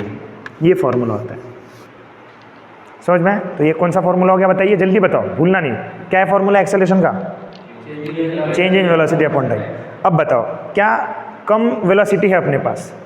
अब फॉर एग्जांपल, अब मैंने गाड़ी, हाँ चलो मेरी गाड़ी अभी जगह पे रखी है, उसकी वेलोसिटी क्या है? 0। और अगर मैंने वेलोसिटी बढ़ा दी तो अभी क्या होगा? मेरी गाड़ी का स्पीड बढ़ेगा, आराम से चलेगा। यानी यहाँ पे क्या हो रहा है? कम स्पीड से ज़्यादा हो रहा है। तो जहाँ पे मतलब u कम रहेगा, u क्या रहेगा? कम रहेगा। What is u? Initial velocity. और अभी मैं क्या कर रहा हूँ? ज़्यादा स्पीड बढ़ा के, यानी वेलोसिटी को मैं बढ़ा रहा हूँ, यानी वेलोसिटी बढ़ गई। तो इस टाइप के एक्सेलरेशन को हम बोलते हैं पॉजिटिव एक्सेलरेशन। क्या बोलते हैं? Positive acceleration. याद रखना है बात। तो पॉजिटिव एक्सेलरेशन किसे कहेंगे? अगर कम वेलोसिटी का क्या हो रहा है? ज़्यादा हो रहा है, उसको कौन सा एक्सेलरेशन बोलोगे? Positive acceleration. यानी एक्सेलरेशन की भी टाइप है, पता नहीं आप पढ़े नहीं पढ़े, ठीक है। हाँ, तो एक्सेलरेशन की टाइप, पहला टाइप कौन सा है? Positive acceleration. चलो मैं आपको सवाल भी दिखाऊंगा, मैं पहले बता रहा हूँ, हवाई कोई पढ़ाता नहीं मैं, मेरे पास सवालों का पूरा लिस्ट है, मैं बता दूंगा कि ये सवाल आते हैं पेपर में, ठीक है। चलो आगे। उसके बाद अगर मान लो इनिशियल वेलोसिटी ज़्यादा है, मान लो मैं बहुत ज़ोर से जा रहा हूँ और वहाँ पे एक भैंस आ गई बीच में, क्या करेंगे हम लोग? स्पीड कम करेंगे, यानी मेरी फाइनल वेलोसिटी कम हो जाएगी। और अगर फाइनल वेलोसिटी कम होगी तो एक्सेलरेशन कैसा आएगा? Negative acceleration. मैं आपको फॉर्मूले से भी बता दूंगा कि कैसे ये सब पॉजिटिव नेगेटिव कहाँ से है, डोंट वरी। और मान लो ये पंखा जो है, ये पंखा कांस्टेंट स्पीड से चल रहा है, इसका एक्सेलरेशन क्या है? 0। कुछ बदलेगा ही नहीं तो क्या होगा? अरे डेल्टा वी का आंसर अगर 0 है तो बताओ एक्सेलरेशन का आंसर क्या आएगा? 0 आएगा। 0 अपॉन टी क्या होता है? 0। 0 upon anything 0 upon anything 0, and anything upon 0 infinity, not define, we can not define the answer, ठीक है। तो ये बात आप याद रखोगे। तो बताओ एक्सेलरेशन के कितने टाइप पढ़ाए मैंने? 3। कौन से? Positive acceleration, negative acceleration, zero acceleration. What is positive acceleration? क्या? अगर वेलोसिटी कम है उसके बाद हम क्या कर रहे हैं? ज़्यादा कर रहे हैं, उसको कौन सा एक्सेलरेशन बोलेंगे? पॉजिटिव। हाँ, उसके बाद नेगेटिव एक्सेलरेशन, ज़्यादा से कम हो रहा है। और जीरो एक्सेलरेशन, अगर कोई ऑब्जेक्ट यूनिफॉर्म मोशन कर रहा है, यूनिफॉर्म का मतलब समझ रहे हो? यूनिफॉर्म मतलब एक जैसा, हाँ, कांस्टेंट मोशन चल रहा है उसका, तो उसको हम क्या बोलेंगे? जीरो एक्सेलरेशन, ठीक। तो ये बात होगी। अब फिर इसके यूनिट की बात करते हैं। फॉर्मूला समझ में आ गया? फॉर्मूला क्या है वेलोसिटी का, सॉरी एक्सेलरेशन का? Delta V upon T. Delta V मतलब क्या होता है? Change in velocity with respect to time. चलो आगे बढ़ेंगे। अब इसका फॉर्मूला बनाते हैं। फॉर्मूला होगा यूनिट बनाते हैं। हाँ, अब देखो बड़ा आसान है, आपको वेलोसिटी का पता है सब कुछ। वेलोसिटी के डायमेंशन दिमाग में रखो, पहले बता रहा हूँ। What are the dimension of velocity? L1 M0 T-1। ये भूलना नहीं, पहले बता रहा हूँ। और पेपर में भी आपने गलती से ऐसे बना के देखा तो वहाँ पे आके मैं हंगामा कर दूंगा, पहले बता रहा हूँ, ठीक है। आप याद रखो इन सब चीज़ों को। हाँ, L1 M0 T-1। अब देखो, अब चीज़ें आपके लिए आसान होने वाली धीरे धीरे। देखो, तो एक्सेलरेशन को हम ए से डिनोट करते हैं। अगर मान लो मैं ऑब्जेक्ट का वेलोसिटी 0 मान लेता शुरुआत वाला, तो फॉर्मूला क्या बनेगा? V/T, direct. तो ये बनेगा V अपॉन टी। हाँ, अब बताओ वेलोसिटी का यूनिट क्या है? भूल गए? अरे बताओ, मीटर पर सेकंड। टाइम का क्या है? सेकंड। अब ये नीचे आएगा ना तो क्या होगा? मीटर पर सेकंड स्क्वायर, या फिर इसको हम कैसे लिखेंगे? मीटर इंटू सेकंड का पावर -2। ये जनरली क्या होता है, सेंट्रल की किताबों में ऐसा लिखा रहता है, महाराष्ट्र गवर्नमेंट ये लिखता है, लेकिन बाकी किताबों में ये लिखा रहता है, ठीक है। तो इसलिए बच्चे कन्फ्यूजन होने चाहिए। आप लोग तो बच्चे हो नहीं, तो कन्फ्यूज होने का सवाल ही नहीं उठता है। चलो आगे बढ़े, कोई डाउट है किसी को? हाँ, डायमेंशन क्या होंगे बताइए जल्दी। डायमेंशन क्या होंगे इसके? हाँ, क्या होगा? L0 होगा। वाह वाह वाह, शाबाश। L0 होगा नहीं L1 M0 T-2। अब इसको आप दो तरीके से बना सकते हो, ठीक है। एक तो आपको वेलोसिटी के डायमेंशन पता है तो डायरेक्ट बना सकते हो, नहीं तो फिर फॉर्मूला और यूनिट देख के बनाओ। जैसे कि आपको पता है, हाँ, डायमेंशन ऑफ वेलोसिटी क्या होता है? L1 M0 T-1। और आपको अच्छे से पता है कि वेलोसिटी को अगर मैं टाइम से डिवाइड करूंगा तो मुझे क्या मिलेगा? फिर से भूल गए? वेलोसिटी को अगर मैं टाइम से डिवाइड करूंगा तो क्या मिलेगा? एक्सेलरेशन मिलेगा। फिर से एक बार, वेलोसिटी को हम किससे डिवाइड करेंगे? टाइम से, तो क्या मिलेगा हमें? एक्सेलरेशन। तो मुझे एक क्वेश्चन का आंसर दीजिए कि मैंने क्या किया? Dimension of velocity divided by dimension of the time. तो टाइम के डायमेंशन T⁻1 होता है। अभी T⁻1 ऊपर जाके क्या होगा? -1 -2। आगे आंसर याद रहेगा? चलो जल्दी से देखो, एक्सेलरेशन लिखना है तो लिख लो, नहीं तो आगे बढ़ते हैं। चलो याद होना चाहिए, ठीक है। हाँ बताओ, डायमेंशन ऑफ वेलोसिटी। एक बात है, आपको नहीं लगता कि इंपॉर्टेंट है? क्योंकि देखो, आपको क्यों यूनिट वगैरह चाहिए? अगर आपको डायरेक्ट डायमेंशन पूछ रहा है तो यूनिट का स्टेप स्किप करो ना। आप डायरेक्ट डायमेंशन पूछ सकते हो, समय बचेगा। समय बड़ा इंपॉर्टेंट है, पहले बता रहा हूँ। अगर आपको साइंस के सवाल करने तो समय कम लगना चाहिए, क्योंकि मैथ्स को समय ज़्यादा लगता है, रीजनिंग को समय ज़्यादा लगता है, वहाँ पे आपको समय देना है, तो इसको समय बचाना पड़ेगा आपको, ठीक है। तो डायमेंशन याद रखो, डायरेक्ट आपको याद ही हो जाएगा। तो बताओ वेलोसिटी के डायमेंशन मीटर में भी बताओ, जल्दी बोलो। L1 M0 T-1, ये किसके डायमेंशन है? हाँ, वेलोसिटी के। Very good. उसके बाद फिर एक्सेलरेशन के डायमेंशन क्या होंगे? L1 M0 T-2। हाँ, तो ये बहुत इंपॉर्टेंट है, ठीक है। अब हम समझेंगे फोर्स के फॉर्मूले, ठीक है। तो फोर्स का फॉर्मूला कौन से लॉ से मिला? अभी जो बताया था मैंने, सेकेंड लॉ। गलत बात, फर्स्ट लॉ में डेफिनेशन मिली, सेकेंड लॉ में क्या मिला? फॉर्मूला मिला। क्या फॉर्मूला है? Mass into acceleration. मैंने बताया ना, अब भूलना नहीं यार, इतना अच्छा एग्जाम्पल दिया मैंने मम्मी का, ठीक है। हाँ, तो देखो फोर्स का फॉर्मूला होता है mass of the object into acceleration. बढ़िया हो गई बात। अब सुनिए, फोर्स इज इक्वल टू हो गया फॉर्मूला। हाँ, लिखेंगे कैसे? F = ma। अब यहाँ पे आएगा, अब तक देखो हमने जितने भी फॉर्मूले पढ़े अब तक बस लेंथ और टाइम ही आया, अब इसमें मास भी आएगा, ठीक है। तो मास क्या होता है? देखो बड़ा आसान है। मास को हम kg से बोलते हैं। किससे बोलते हैं? kg से। देखो पहले यूनिट बना लेते, ठीक है। तो मास का यूनिट क्या होता है? kg। देखो याद करो, लेंथ मास टाइम, उसमें मास का यूनिट क्या था? kg था। चलो ये फंडामेंटल है क्या? मास फंडामेंटल है क्या? नहीं है? वाह शाबाश, बहुत अच्छा आंसर दिया। मास फंडामेंटल, फिर से भूल गए। पहले 7 क्वांटिटी दी है, उसमें से मास है क्या? तो मास कौन सा क्वांटिटी है? फंडामेंटल। यही होता है एग्जाम में, ठीक है, याद रखो। तो फिर से मास फंडामेंटल है क्या?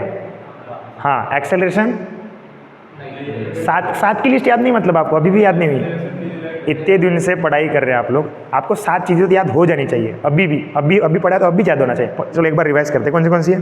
Length, mass, time, current, temperature, amount of substance, luminous intensity. खत्म। फिर से एक बार सब जन बोलेंगे, length, mass, time, current, amount of substance, luminous intensity, temperature. सबकी यूनिट भी एक बार रिवाइज करते हैं। बताओ, लुमिनस इंटेंसिटी का यूनिट कैंडेला, टेम्परेचर का केल्विन, उसके बाद अमाउंट ऑफ सब्सटेंस का मोल, मास का यूनिट केजी, उसके बाद लेंथ का यूनिट मास, टाइम का यूनिट सेकंड, सॉरी लेंथ का यूनिट मीटर, टाइम का यूनिट सेकंड, और उसके बाद क्या बचा? मास का यूनिट केजी। समझा क्या? हाँ, अब बताओ, एक्सेलरेशन को मैंने पहले ही बताया था, क्या होता है फॉर यूनिट? मीटर पर सेकंड स्क्वायर, मीटर पर सेकंड स्क्वायर। तो ये होता है हमारा यूनिट। इसको और तरीके से कैसे लिखेंगे बताइए? कैसे लिखेंगे बताओ? केजी मीटर सेकंड का पावर माइनस। अब मुझे बताओ, बिना डायमेंशन, मतलब बिना ये सब फॉर्मूला देके क्या हम इसके डायमेंशन बना सकते हैं? आपको एक्सेलरेशन के डायमेंशन मैंने याद करवाए थे, क्या होते बताओ जल्दी? फिर से भूल गए। L1 m0 t-2 किसके डायमेंशन है? आप लोगों को याद नहीं हो रहा है ना? फिर से एक बार, एक्सेलरेशन के डायमेंशन क्या है? जल्दी बोलो। L1 m0 t-2। बस इस्तेमाल करो, देखो कैसे हो जाता है। आपको पता है एक्सेलरेशन के dimension L1 m0 t-2 multiply, अब इसको मल्टीप्लाई क्या हो रहा है? मास बोले तो m का पावर कितना होगा? 1, यानी यहाँ पे m का पावर 1 लिखेंगे, मल्टीप्लाई करेंगे बीच में, तो ये m जाएगा m0 के साथ। तो आपको पता है बेस से मतलब पावर्स का क्या होता है? एडिशन। तो बताओ क्या होगा? L1 m1 t-2, क्योंकि 0 + 1 होता है 1। So these are the dimension of force. किसके डायमेंशन है? फोर्स के। चलो याद हो जाने चाहिए। चलो, वेलोसिटी के डायमेंशन क्या होते हैं? अब भूलना नहीं है। L1 m0 t-1। स्पीड के डायमेंशन भी वही है। कौन से? L1 m0 t-1। उसके बाद क्या बचा? एक्सेलरेशन के डायमेंशन क्या है? L1 m0 t-2। वेरी। तो ये आपको याद हो जाने चाहिए, ठीक है? हाँ, तो कोई डाउट नहीं होना चाहिए। मिटा दी इसको। चलो आगे समझेंगे क्या होता है, बड़ा आसान है, देखो आगे। हाँ, तो फोर्स का फॉर्मूला बोलो, क्या होता है फोर्स का फॉर्मूला? हाँ, अब देखो मैं आपको और 2-3 चीज़ें बताता, ठीक है, एक्स्ट्रा, क्योंकि हम आगे भी जाके ये सब पढ़ने वाले, तो वहाँ पे और अच्छे से होगा। लेकिन अभी फिलहाल शॉर्टकट में समझ लो। आपने अभी थोड़ी देर पहले एक्सेलरेशन का फॉर्मूला पढ़ा है, क्या होता है? फिर से भूल गए? वेलोसिटी अपॉन, हाँ, डेल्टा वी को वी बोलो, फिलहाल पढ़ा आपने? हाँ, और मैंने थोड़ी देर पहले आपको मोमेंटम के बारे में बताया था, क्या होता है? mv। तो mv मतलब क्या? मोमेंटम। तो मोमेंटम की जगह मतलब p रख सकते हैं ना अपन। mv मतलब p मतलब मोमेंटम होता है, लीनियर मोमेंटम को हम p से डिनोट करते हैं, डिवाइड बाय टाइम। तो याद रखना, फोर्स का एक दूसरा भी फॉर्मूला होता है, मोमेंटम अपॉन टाइम। क्या होता है?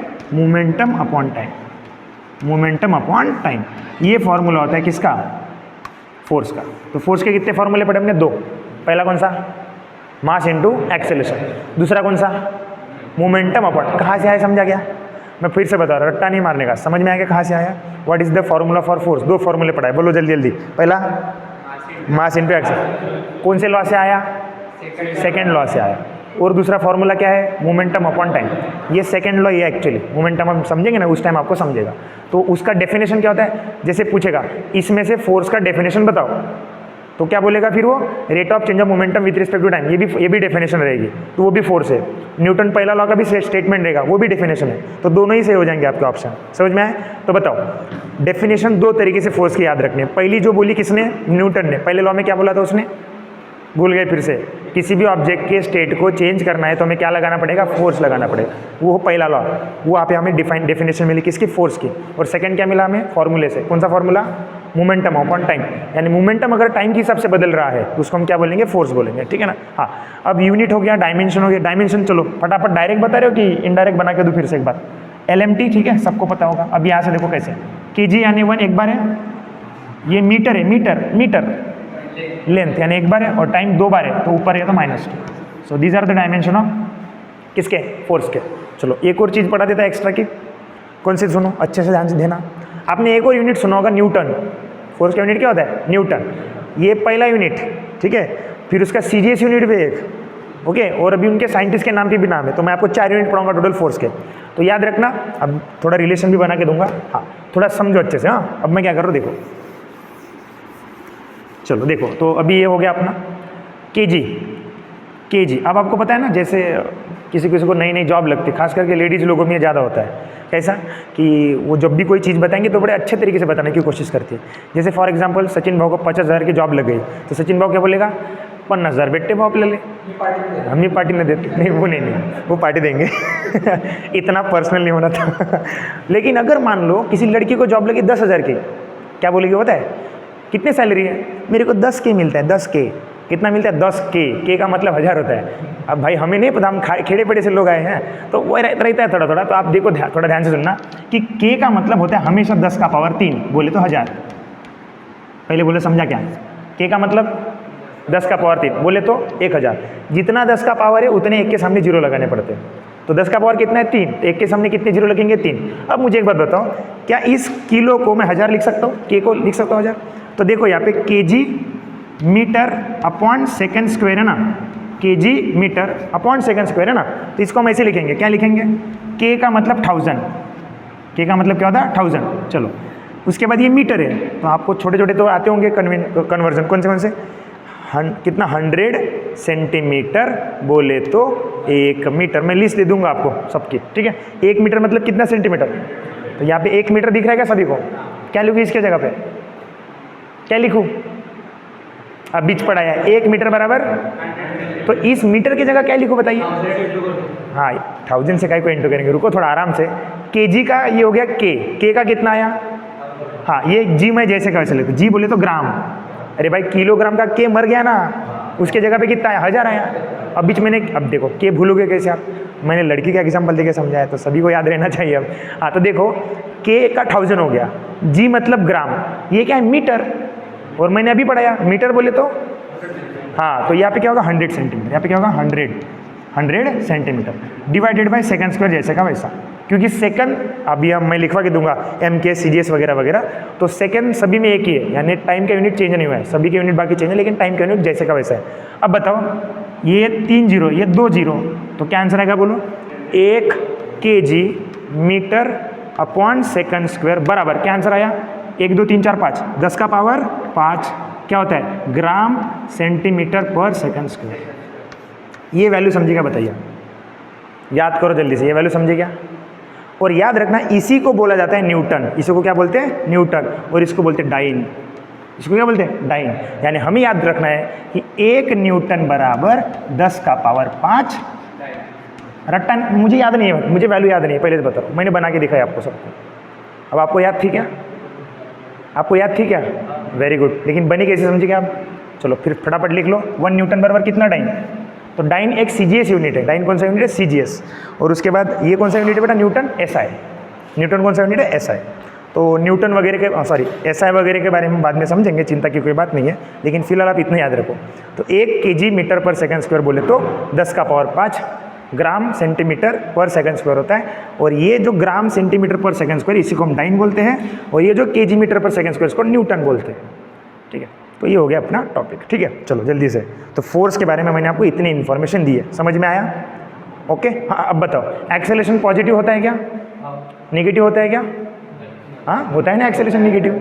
नेगेटिव एक्सेलरेशन कब होगा, जब स्पीड कम होगा, है ना, और जीरो एक्सेलरेशन होता है। तो फोर्स का वैल्यू भी एक्सेलरेशन के, देखो फोर्स के फॉर्मूले में एक्सेलरेशन है क्या, नहीं है, इतना सब राम कहानी पता है, बताओ फोर्स के फॉर्मूले में एक्सेलरेशन है क्या, है। तो जैसे जैसे एक्सेलरेशन चेंज होगा वैसे वैसे फोर्स भी चेंज होगा ना, यानी फोर्स पॉजिटिव भी रहेगा, नेगेटिव भी रहेगा, जीरो भी रहेगा। अभी भी नहीं समझा, अरे बताओ ये दीवार है, इस दीवार को मैं धक्का मार रहा हूँ, क्या ये आगे जा रही है, यानी इसका एक्सेलरेशन क्या होगा, मतलब मैं फोर्स कितना लगा रहा हूँ, जीरो लगा रहा हूँ ना। ये दीवार को कितना फोर्स है, जीरो लग रहा है, क्या कोई अपनी जगह से हिली नहीं वो, इसका मतलब ये हुआ, समझ में आया, मतलब इस ऑब्जेक्ट को कितना फोर्स लग रहा है, जीरो, कब, जब वो अपनी जगह से नहीं जाएगा, ठीक है। तो ये आपको याद रखना है। आगे बढ़े, चलो क्या क्या पढ़े रही बाबा, याद हो गया क्या सब, अभी सवाल पूछो क्या फटाफट बताओ। फोर्स का यूनिट क्या होता है, 4 यूनिट पढ़ा हमने, 4, अरे 4 यूनिट पढ़े ना हमने, पहला कौन सा पूरी से वो फॉर्मूला हो गया, यूनिट क्या है, kg मीटर पर सेकंड स्क्वायर, ये पहला यूनिट है। देखो भूल गए फिर से आप, अरे भाई लोग मैंने फोर्स का फॉर्मूला पढ़ाया, मास इनटू एक्सेलरेशन, यूनिट कैसे बना, मास का यूनिट होता है केजी, एक्सेलेरेशन का मीटर पर सेकंड स्क्वायर, इस तरीके से ये बन गया यूनिट। इसी को बोलते हैं न्यूटन, इसी को क्या बोलते हैं न्यूटन। और एक्चुअली फिर हमने पढ़ा इसका सीजीएस यूनिट, सीजीएस मतलब सेंटीमीटर वगैरह वगैरह, मैं आपको सेपरेट पढ़ा दूंगा सीजीएस वगैरह, वो टेंशन की बात नहीं है। इसलिए वो नहीं पढ़ा क्योंकि ऑलमोस्ट सभी बच्चों को पता रहता है, इसलिए नहीं बताया मैंने वो, नहीं तो बता दूंगा अगर आपको चाहिए तो, लेकिन ये खत्म होने तो पहले डिराइव क्वांटिटीज, ठीक है। हाँ, तो केजी हो गया, सब कुछ हो गया, क्लियर हो गया। हाँ, फिर किलोग्राम, देखो मास का यूनिट सीजीएस में क्या होता है, क्या होता है, ग्राम, ओनली ग्राम। और उसके बाद मीटर को हम क्या बोलेंगे, सेंटीमीटर। और टाइम का कोई इशू नहीं, वो चेंज नहीं होती, इसको बोलते डाइन, इसको क्या बोलते हैं, डाइन। फिर इन दोनों का रिश्ता बना के दिया मैंने आपको, क्या होता है रिश्ता, भूल गए फिर से, 1 न्यूटन बराबर 10⁵ डाइन। एक क्वेश्चन का आंसर देते क्या आप मेरा वाला, इसमें डाइन बड़ा है कि न्यूटन बड़ा है, ये भी सवाल पूछता है। गलत आंसर, न्यूटन बड़ा है। एक बात बताओ, मैं अकेला इंसान 3 घंटे पढ़ा सकता हूँ और आप 4 लोग मिलके एक मतलब 3 घंटे पढ़ा रहे हो, बड़ा कौन है, मैं हो गया ना, मैं ही बड़ा हूँ, ठीक है। तो इसका मतलब क्या, 1 न्यूटन है ना 10⁵ डाइन, 10⁵ यानी कितने लाख, 1 लाख, लाख पे कितने जीरो होते हैं, 5 जीरो होते हैं ना। हाँ, तो 1 लाख डाइन मिलेंगे तब जाके 1 न्यूटन बनेगा, यानी बड़ा कौन है, न्यूटन बड़ा है। ये बात हमेशा याद रखना, ठीक है। कोई डाउट है किसी को, तो बड़ा यूनिट कैसे ढूंढे, जैसे फॉर एग्जांपल बताओ, हाँ यस यस यस, 1 मीटर बराबर 100 सेंटीमीटर, बड़ा कौन है बताओ, मीटर बड़ा है, सेंटीमीटर, 100 सेंटीमीटर जब मरेंगे तब जाके 1 पैदा होगा, ये ऐसा मान के लो, है ना। 10⁵ डाइन आएंगे तब जाके 1 न्यूटन बनेगा। चलो दूसरी चीज, 1 किलोमीटर बराबर कितना मीटर होगा, 1000 मीटर। अब बताओ बड़ा कौन है, किलोमीटर बड़ा है, बड़ा कौन है, किलोमीटर। समझ में बात आपको, बहुत ही ज़्यादा आसान है, ठीक है ना। हाँ, कोई डाउट है किसी को, जल्दी से बताओ यहाँ तक। तो फोर्स समझ में आया, फोर्स के डायमेंशन समझ में आया, फोर्स का यूनिट समझ में आया। कितने यूनिट पढ़े हमने फोर्स के, 4। उसमें अगर आपको पूछेगा सीजीएस यूनिट तो 2 याद रखना, ग्राम सेंटीमीटर पर सेकंड स्क्वायर, इसी को हम डाइन बोलते हैं। अगर सुनो, अभी इसका भी डेफिनेशन देता है डाइन का, कभी कभी डाइन का डेफिनेशन पूछ लेगा आपसे, तो टेंशन लेने की बात नहीं। अगर 1 ग्राम का ऑब्जेक्ट 1 सेंटीमीटर ट्रैवल करता है 1 सेकंड के अंदर, तो समझ लेना 1 डाइन, तब समझ लेना 1 डाइन, ठीक है। और न्यूटन का भी डेफिनेशन है, 1 किलोग्राम का ऑब्जेक्ट 1 मीटर जाएगा 1 सेकंड के अंदर, तब समझ लेना 1 न्यूटन। तो डेफिनेशन भी पूछता है आपको कभी कभी, ठीक है। तो समझ में आएगा, बताओ दोनों का फर्क। तो डाइन और न्यूटन का फर्क समझ में आया। आप सब स्कूली शिक्षा लिए लोग हैं ऑलरेडी, तो स्कूल में ये सब पढ़ाया जाता है। अब आपने पढ़ा है नहीं पढ़ा है पता नहीं, आपका ध्यान कहाँ था, लेकिन आज समझ में आएगा। बताओ जो भी हुआ, past can not decide our future. हमारा पास्ट हमारा फ्यूचर डिसाइड नहीं करने वाला होना चाहिए, ठीक है। तो आपको आज समझ में आएगा डाइन और जो भी न्यूटन है इसका फ़र्क समझ में आया। तो एक बार शार्प रिवाइज करोगे सब जन, मेरे साथ करो, ठीक है, ऐसा नहीं। हाँ, आगे बताओ फटाफट, चलो बताओ। फोर्स यानी क्या होता है, फोर्स की डेफिनेशन कौन से लॉ से मिली, बताओ जल्दी। गलत बात, फोर्स की डेफिनेशन फर्स्ट लॉ से मिली। आप हमेशा उल्टा आंसर दे रहे हो यार, पेपर में भी उल्टा ही करोगे। हाँ, न्यूटन अब क्या करूँ, क्या मैं जॉब छोड़ दूँ? बताओ, अरे इतना अच्छे से बताया मैंने, बताओ फटाफट। हाँ, न्यूटन ने 3 लॉ दिए, उसमें से पहला लॉ किसके लिए था, फोर्स के डेफिनेशन के लिए था। फिर मैंने एक एग्जाम्पल दिया छोटे बच्चे का, याद है क्या, जहाँ पे मैंने आपको पहला लॉ समझाया है ना, चॉकलेट वाला एग्जाम्पल। तो पहला लॉ क्या बोलता है, ऑब्जेक्ट अपनी स्टेट बदलेगा नहीं, कब तक, जब तक उसको। हाँ, और एक बात, जैसे फॉर एग्जांपल, जैसे आप उठिए थोड़ा सा, इधर आइए सचिन बाबू, आपसे ज़्यादा ताकत मेरी है बॉडी। हाँ, अब देखो, ये डस्टर है, ये डस्टर को मैं फोर्स लगा रहा हूँ, ठीक है। तो खींचो, ये डस्टर हिल नहीं रहा अपने जगह से, हिल रहा है क्या, क्या ये भैया फोर्स लगा रहे ताकत बैठो। तो हम दोनों लोग फोर्स लगा रहे थे ना, बट फिर भी ऑब्जेक्ट अपने जगह से नहीं हिल रहा था। इसका मतलब क्या कि ओनली फोर्स नहीं, ओनली एक्सटर्नल फोर्स नहीं, हमें कौन सा फोर्स लगाना पड़ेगा, हमें कौन सा फोर्स लगाना पड़ेगा, एक्सटर्नल। क्या हुआ, क्या झालं, स्पेशल खुर्ची आहे ठीक है। हाँ चलो सुनो, हाँ फोर्स के बारे में बात चल रही थी अपनी, तो एक छोटी सी बात और बता देता। जैसे कि मान लो ये टेबल है, सुनो ये टेबल है, ठीक है, ये टेबल पे ऐसा एक ऑब्जेक्ट है, हमने ऐसा रख दिया।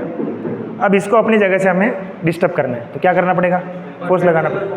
हाँ, कैसे भी लगाओ, फोर्स लगाओ, परपेंडिकुलर होगा जरूरी नहीं है, बस एक बार। हाँ, ऐसे कैसे, देखो फिर से बता रहा हूँ, फोर्स जो है वो ऐसा लगाना होगा जो कि इसके मोमेंटम के साथ ना हो, ऐसा नहीं बोल सकते कि परपेंडिकुलर चाहिए। अब मुझे बताइए ऐसा कौन सा परपेंडिकुलर फोर्स होगा, नहीं बोलेंगे ना अपन, तो ऐसा नहीं होगा। इसका मतलब ये नहीं कि ऑब्जेक्ट नहीं जाएगा, जाएगा ऑब्जेक्ट। इस फोर्स की भी रिजोल्यूशन होती है, याद है ना आपको। अभी ये तो फिर ज़्यादा डीप में हो गया, ये तो इंजीनियरिंग मैकेनिक्स हो गया। यहाँ पे फिर ये हॉरिजॉन्टल कंपोनेंट, वर्टिकल कंपोनेंट, याद है ना आपको। तो हाँ, तो वो छोड़ो, अभी ये पढ़ना नहीं है अपने को। हमें ये देखना है कि इसको डिस्टर्ब करना है। अभी जैसे मैंने ये डस्टर का एग्जांपल लिया, तो सचिन भाव को वैसे भी ताकत नहीं है, लेकिन मैंने भी ज़्यादा ताकत नहीं लगाई थी, ठीक है। तो इसका मतलब हम दोनों ताकत लगा रहे थे, फिर भी ये डस्टर अपनी जगह से हिला नहीं था। तो ओनली फोर्स लगाने से मतलब नहीं है, हमें फोर्स ऐसा लगाना पड़ेगा ताकि वो ऑब्जेक्ट डिस्टर्ब हो। तो फोर्स हम कैसे लगाते हैं पता है, उस फोर्स को हम बोलते हैं अनबैलेंस फोर्स। कौन सा फोर्स लगाते हैं हम लोग, अनबैलेंस फोर्स। कोई डाउट है क्या, बोलो जल्दी से। तो अब न्यूटन का पहला लॉ क्या बोलता है कि जब तक हम किसी ऑब्जेक्ट को एक्सटर्नल फोर्स नहीं बोलना, क्या बोलोगे, अनबैलेंस फोर्स।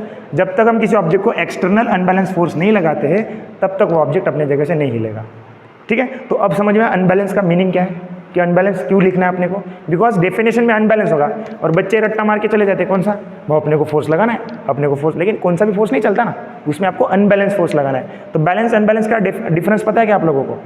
ऐसा समझना जैसे कि अब मान लो ये दीवार है, इस दीवार को मैं फोर्स लगा रहा हूँ, क्या अपनी जगह से जा रही है, नहीं जा रही, इसका मतलब ये बैलेंस फोर्स हो गया। कौन सा फोर्स हो गया, बैलेंस। मैं अपनी जगह पे खड़ा हूँ, अंदर घुसा क्या या फिर ऊपर उड़ा क्या, तो दोनों साइड से सेम फोर्स लगा है, इसका मतलब कौन सा फोर्स होगा, बैलेंस फोर्स होगा। तो ये इसलिए बता रहा हूँ कि ऑब्जेक्ट का, हालांकि मेरा फोर्स जमीन के ऊपर लग रहा है कि नहीं लग रहा है, लग रहा है ना। क्या मैं हवा के जैसे, मतलब हवा को भी मतलब होता है मास, तो मुझे भी मास है ना। जिस भी चीज़ को मास है उसका मतलब मास होता है, सिंपल याद रखना। तो ये बात आप समझ लो कि हमें उसको फोर्स लगाना है, तो कौन सा फोर्स लगाना पड़ेगा, अनबैलेंस। तो आगे हो गया, चलो। तो बैलेंस अनबैलेंस समझ में आया। तो बैलेंस फोर्स ऑब्जेक्ट का मोशन चेंज करता है या अनबैलेंस फोर्स। ये पंखे को करंट इलेक्ट्रिसिटी जा रही है कि नहीं जा रही है, लेकिन कौन सी वाली जा रही है, बैलेंस वाली जा रही है, क्योंकि उसका वेलोसिटी बदल नहीं रहा है। अभी समझा, पंखे का वेलोसिटी क्यों नहीं बदल रहा है, क्यों नहीं बदल रहा है। अरे अगर मैंने क्या बोला, अगर न्यूटन बोलता है, न्यूटन ने क्या बोला था कि ऑब्जेक्ट को जब तक हम एक्सटर्नल फोर्स नहीं लगाएंगे तब तक वो अपनी स्टेट नहीं बदलेगा। अब मैं पंखे को तो कोई फोर्स, मतलब देखो पंखा तो अपनी स्टेट बदल ही नहीं रहा है, फिर तो हमें इलेक्ट्रिसिटी बंद कर देनी चाहिए। क्यों, न्यूटन बहुत सही है, तो फिर ये ऐसा होना चाहिए ना कि पंखा घूमते रहना चाहिए। अरे कभी सोचा इस बारे में, हम इसको कंटिन्यूस इलेक्ट्रिसिटी क्यों दे रहे पता है, क्योंकि इसके अंदर होता है फ्रिक्शन, इसके अंदर होती है हवा पंखे को रोकती है, फ्रिक्शन पंखे को रोकता है, उसको बैलेंस करने के लिए फिर हमें करंट देना होता है। समझ रहे हो बात को। तो याद रखना ये फोर्स बड़ा इंटरेस्टिंग चीज़ है, ठीक है। अब आगे समझेंगे। हाँ, हमने क्या क्या पढ़ा, फटाफट बताओ, चलो रिवाइज करो, क्या क्या पढ़ा हमने। फोर्स के बारे में बताओ, बहुत कुछ पढ़ा दिया मैंने, फोर्स आधे घंटे से फोर्स ही पढ़ा रहा हूँ, जल्दी जल्दी बताओ। चलो, फोर्स कितने टाइप का होगा, 3 टाइप का, पॉजिटिव, नेगेटिव, जीरो, पढ़ाया था ना मैंने। हाँ, जीरो फोर्स जहाँ पे भी गया समझ लेना वो बैलेंस फोर्स है। कौन सा फोर्स है, बैलेंस फोर्स। हाँ, एक्सेलेरेशन भी पढ़े हमने। एक्सेलेरेशन कितने टाइप का होता है, फिर से भूल गए, 3 टाइप का होता है। कौन से मुझे बिल्कुल नहीं लगा था इतने गधे लगे। हाँ, एक्सेलेरेशन कितने टाइप का होता है, 3 टाइप। कौन से, पॉजिटिव, नेगेटिव, जीरो, बराबर। उसके बाद पॉजिटिव कब होता है, बहुत समझता है। हाँ, पॉजिटिव कब होता है, जब कम स्पीड का ज़्यादा स्पीड करना। अरे यार छोटे छोटे एग्जांपल दिए मैंने, पंखे का स्पीड बढ़ाना है। मान लो घर पे आज कुछ टीवी मोबाइल वोबाइल सब कुछ नहीं, तो हम पंखे से खेलेंगे, कभी ज़्यादा कभी कम, कभी ज़्यादा कभी कम, होगा कि नहीं। तो उसको उस वाले चीज़ से समझो आप क्या होता है करके, ठीक। चलो, फोर्स का डेफिनेशन कौन से लॉ से मिलता है, जल्दी बताओ। First law. अभी गलत नहीं होना चाहिए, अभी आप दूसरा मत बोलना। हाँ, सेकेंड लॉ से क्या मिलता है, फार्मूला। क्या है फार्मूला, 2 पढ़ाए थे, अब गद्दारी नहीं करना, 2 पढ़ाए थे, बताओ दूसरा कौन सा है, momentum upon time. Very good. Definition भी 2 बताए थे मैंने, एक पहले लॉ से और दूसरा बताया था rate of change of momentum with respect to time. अगर ऑब्जेक्ट का मोमेंटम बदल रहा है विद रिस्पेक्ट टू टाइम, उसको हम क्या बोल देंगे, फोर्स, ठीक है। आगे बढ़ेंगे। यूनिट कितने पढ़े, 4। कौन से, डाइन हो गया, सीजीएस, वेरी गुड। न्यूटन 2 हो गए, चलो, और 2 कौन से, फिर से भूल गए आप लोग, केजी मीटर पर सेकंड स्क्वायर। हाँ, वो डाइन हो गया कि न्यूटन हो गया। न्यूटन हो, ऐसा थोड़ी रहेगा बेटा। आप मुझे बताओ, आप ये कॉम्पिटिटिव है, इसमें एब्सोल्यूट कुछ भी नहीं है। You have to relate with the things. अगर आप चीज़ों के साथ रिलेट करना नहीं सीखोगे तो कॉम्पिटिटिव नहीं निकलेगा। मैं सीधी बात बता रहा हूँ। जिस बच्चे को समझ में आ रहा है कि भाई ये कैसे होगा, सोचो, ऐसे आया ऑप्शन में, आपको ऑप्शन में ये भी आया, केजी मीटर पर सेकंड स्क्वायर भी आया, आपको डाइन भी आया, आपको फिर कौन सा न्यूटन भी आया, आपको ग्राम सेंटीमीटर पर सेकंड स्क्वायर भी आया, और पूछ रहा है 1 2 3 4, और 2 ऑप्शन में बढ़ा रहा हूँ, इनमें से कौन सा फोर्स का यूनिट है, तो लास्ट में ऑप्शन है ऑल ऑफ दिस। हमारे बच्चे रट्टा क्या मार के जाते हैं, न्यूटन। नहीं, आपको पता है ना, आपको पता है। पुलिस भर्ती वाले को न्यूटन, हाँ सर न्यूटन, मेरा आंसर सही है भाई, चारों के चारों आंसर थे। समझ रहे बातों को? तो आपको रिलेट करता है। आपको ये भी पता रहना चाहिए कि केजी मीटर पर सेकंड स्क्वायर ही न्यूटन होता है। आपको ये भी पता रहना चाहिए कि डाइन मतलब ग्राम सेंटीमीटर पर सेकंड स्क्वायर ही होता है। और इन दोनों का रिश्ता भी मैंने बताया था। ये रिश्ता क्या कहलाता है? फिर से भूल गए, क्या होता है रिश्ता? 1 न्यूटन बराबर 1 न्यूटन बराबर क्या होता है? 10 का पावर 5 डाइन। पढ़ाया था क्या? और क्या मैंने रट्टा मारा के बोला कि बना के दिया? बना के दिया। के का मतलब क्या होता है? 1000। 1 मीटर मतलब कितना सेंटीमीटर? 100 सेंटीमीटर। इन सब रिश्तों का इस्तेमाल करके मैंने कुछ आपको ये रिलेशन दिया था, और वहाँ से हमें पता चला कि 1 न्यूटन का वैल्यू कितना होता है? 10 का पावर 5 डाइन। अब बताओ फोर्स में कोई डाउट है क्या? पक्का समझा? चलो अभी बताओ मुझे इसके डायमेंशन क्या है। मुझे याद हो गया, आप बताओ। हाँ, L1 M1 T-2। Very good. पहले ना वेलोसिटी के यूनिट और एक्सेलेरेशन का यूनिट बोला, डायमेंशन याद करके रखो। वेलोसिटी का डायमेंशन क्या है? L1 M0 T-2, ये वेलोसिटी हो गया। फिर अगर आपको एक्सेलेरेशन, तो आपको पता है डिस्प्लेसमेंट अपॉन टाइम, ठीक है, यानी वेलोसिटी। ये किसका है? T-1 चाहिए, सॉरी, हाँ ये वेलोसिटी के, ठीक है। अगर मान लो वेलोसिटी मुझे पता है तो मैं एक्सेलेरेशन निकालूंगा, तो वेलोसिटी को डिवाइड बाय टाइम करूंगा तो क्या बनेगा? L1 M0 T-2, यानी 1 2 बढ़ जाएगा ऊपर टाइम के हिसाब से। तो ये क्या हो गया? वेलोसिटी। ये क्या हो गया? एक्सेलेरेशन। और अगर आपको एक्सेलेरेशन पता है तो फोर्स के भी पता होंगे। डायरेक्ट क्या पता है आपको? एक मास तो पड़ता है बस, मास इंटू एक्सेलेरेशन। तो L1 M1 T-2, बस खत्म कहानी। इसमें क्या है? क्या दिक्कत है? समझ में बात? चलो अब नेक्स्ट क्वांटिटी है वर्क। कौन सी क्वांटिटी है? वर्क। चलो रखो ना, कोई प्रॉब्लम नहीं है किसी को। भूख लगी है, बोर लगा, पानी वानी पीना है तो पी लेते हैं। 2 मिनट का ब्रेक ले लेते हैं। हाँ मुझे कोई दिक्कत नहीं, आप बताओ, क्योंकि ये मेरा काम है। कितने दिनों से हमने क्लास नहीं की होंगे लाइव वाले, है ना? मतलब आमने सामने क्लास तो बंद हो गया ना आप लोगों का अभी, कि चालू है? तो ठीक है ना, अच्छी बात है। चलो अब हम पढ़ेंगे वर्क। क्या पढ़ेंगे? वर्क। एक ईमानदारी से बात बताना, ठीक है, झूठ नहीं बोलना। मुझे कोई मतलब आदत है सब, ठीक है। सच में फ़ायदा लग रहा है कि बस ऐसे ही आया गया टाइम पास, ऐसा नहीं ना बेटा, आपको बताना है, ठीक है। चलो वर्क की बात करेंगे। बोलो काम मैंने क्या होता है? बेसिक से बताओ, काम मैंने क्या होता है? फिर से भूल गए? हाँ फार्मूला तो मुझे पता है ना। मुझे डेफिनेशन चाहिए, क्योंकि आजकल मल्टी लाइनर का ज़माना है। आप जिस एग्ज़ाम के लिए जा रहे हो ना, कॉम्पिटिशन खतरनाक है। कितने लोगों ने फॉर्म भरे देख लो आप लोग, करोड़ों में चला गया वो आंकड़ा। और उतने लोगों में अगर कम्पीट करना तो पेपर भी उस लेवल का रहेगा नहीं, हो सकता है 4 साल के 5 साल के बाद एग्ज़ाम हो रही, 4 साल के बाद हो रही ना, बराबर। 19 को हुई थी, 2019 को हुई थी, उसके बाद एग्ज़ाम हो रही है। तो इसका मतलब ये हमें पूरी तरीके से रेडी रहना है। मैं बता रहा हूँ, ग्रेड 3 करने वालों को 40 मार्क का साइंस है, 100 में से 40 मार्क, मजाक थोड़ी है। बाकी तो 20-20 10-10 ऐसे, लेकिन साइंस 40 मार्क का है। उसमें फिजिक्स कम से कम 10 मार्क का तो रहेगा ही। और 10 मार्क के लिए आपको, हाँ अब ऐसा नहीं कि मैं बायोलॉजी भी पढ़ाता हूँ मैं, लेकिन प्रॉब्लम क्या? समय, ठीक है। हाँ बताओ चलो जल्दी से, वर्क यानी क्या होता है? फॉर्मूला छोड़ के बताओ, कोई नहीं बताएगा। फॉर एग्जाम्पल, हाँ जैसे, हाँ चलो एक सिंपल बात। अगर मान लीजिए कोई लेडीज़ है कोई जेंट्स मान लो, मैं डायग्राम बना के दिखाने की कोशिश करता हूँ। मैं बता रहा हूँ, मेरी गारंटी है कि आपको पूरा समझेगा, भूलने का कोई नाम ही नहीं है, टेंशन ही नहीं है, सब कुछ आपको आ जाएगा। मुझे एक बात बताइए, कुआं पता है? कुआं पता है? विहीर, हाँ विहीर में पानी काटते अपन, पानी निकालते अपन। तो जैसे ये कुआं है, ठीक है, मेरा डायग्राम थोड़ा ख़राब है लेकिन आप थोड़ा एडजस्ट कर लो।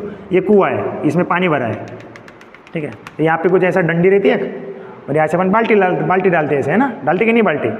अब मान लीजिए पहले के ज़माने में होता, आज के ज़माने में तो सब कुछ बड़ा मोटर वाला काम हो गया, लेकिन पहले के ज़माने में देखो, हमारी माता, हमारी दादी वगैरह सब बड़े दूर से पानी लाते थे, ठीक है। और मान लो वही सिचुएशन है अभी फ़िलहाल, और आपने उनको बोला, आप होशियार ठहरे, आप साइंस के स्टूडेंट हो, आपने बोला मम्मी तू ये काम नहीं अकेली हुआ, क्या होगा आपके साथ? जा तू ले आया, तू चांद पानी, तेरा पानी पीना बंद। हो सकता है कि नहीं हो सकता? लेकिन हाँ, फिर अपने मम्मी को हम साइंस समझाने लगे, और साइंस का एक्चुअली इसका आंसर ये है कि आप सर पे उठा के कोई भी चीज़ लाते हो तो आपका वर्क 0 हो जाता है। जैसे मैं ये बॉटल उठा के लेके जा रहा हूँ, ये बॉटल ऐसे मैं उठा के लेके जा रहा हूँ, इसका वर्क 0 है। मैं सर पे लेके कोई भी चीज़ जा रहा हूँ, इसका वर्क 0 है। आप जैसे वर्क के बारे में सोचते हो, वर्क ऐसा नहीं होता बिल्कुल साइंस के हिसाब से। वर्क बहुत अलग चीज़ है। जैसे कि फॉर्मूला देखते हैं अपन, ठीक है। वर्क का एक्चुअल फार्मूला आप लोगों को नहीं पता। वर्क का एक्चुअल फार्मूला होता है force into displacement into cos theta. अब कॉस थीटा हमें नहीं आता है। एक्चुअली ये कॉस थीटा जरूरी है। अब आपको समझेगा क्यों। मुझे एक बात बताइए, चलो पहले तो ट्रिग्नोमेट्री आ गया आप इधर हाँ, कॉस के एंगल सभी को आते हैं क्या? कॉस 0 कितना होता है? 1, वेरी गुड। कॉस 60, चलो मैं ऐसे जाता हूँ जीरो के, चलो स्टार्टिंग से बता देता। कॉस 0 कितना होता है? 1 होता है।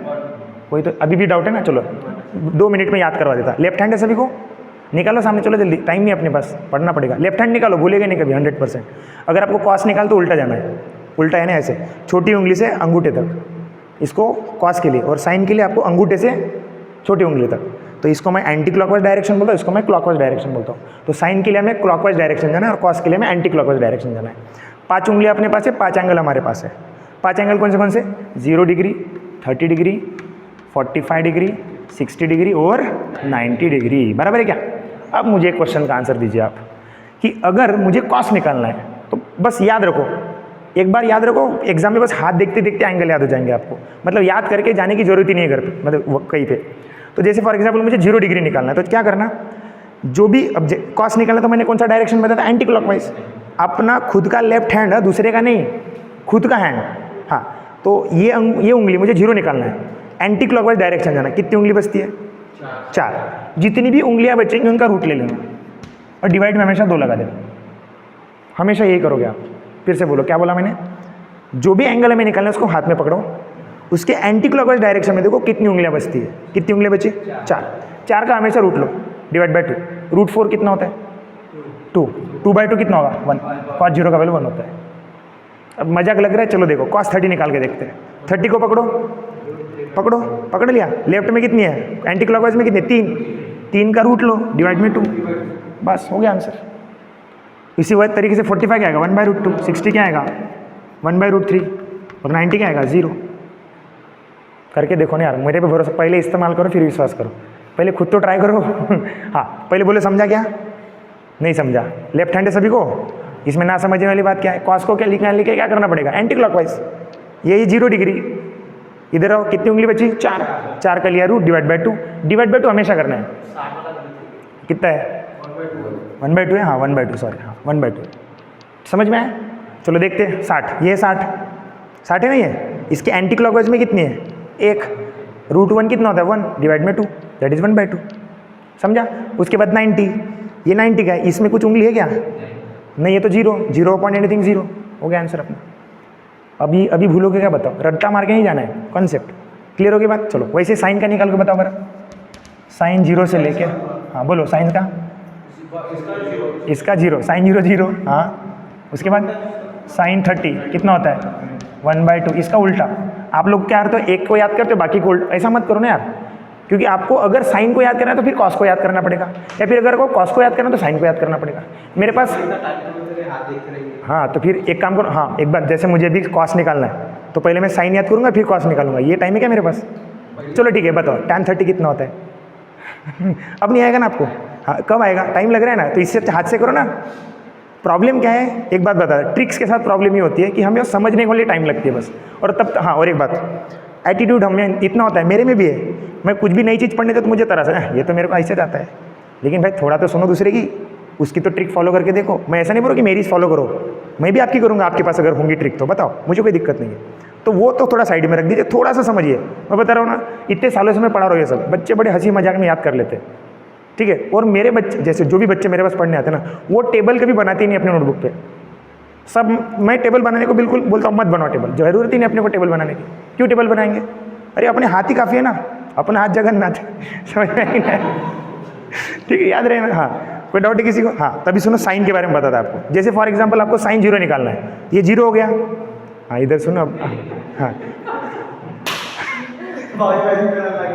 क्या हुआ?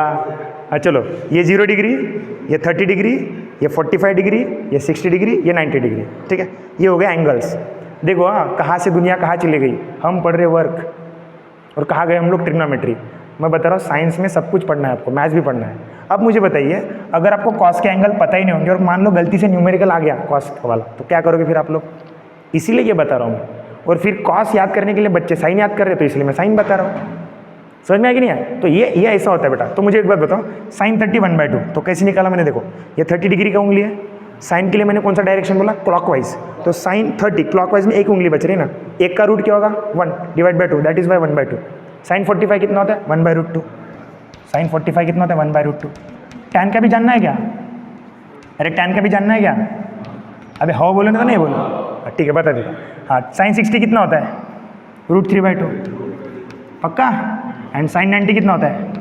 हाँ एक और बात समझो इसमें, एक और बात समझो ध्यान से सुनना।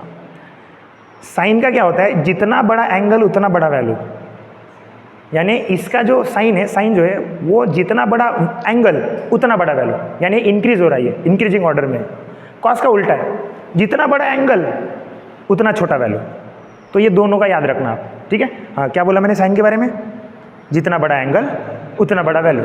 कॉस का क्या है, जितना बड़ा एंगल उतना छोटा वैल्यू, यानी ये एंगल के रिस्पेक्ट में बढ़ता है और ये एंगल के रिस्पेक्ट में घटता है। कोई सवाल है किसी को? अब टैन का बता देता, चलो टैन के लिए कुछ लिखना ही नहीं मुझे।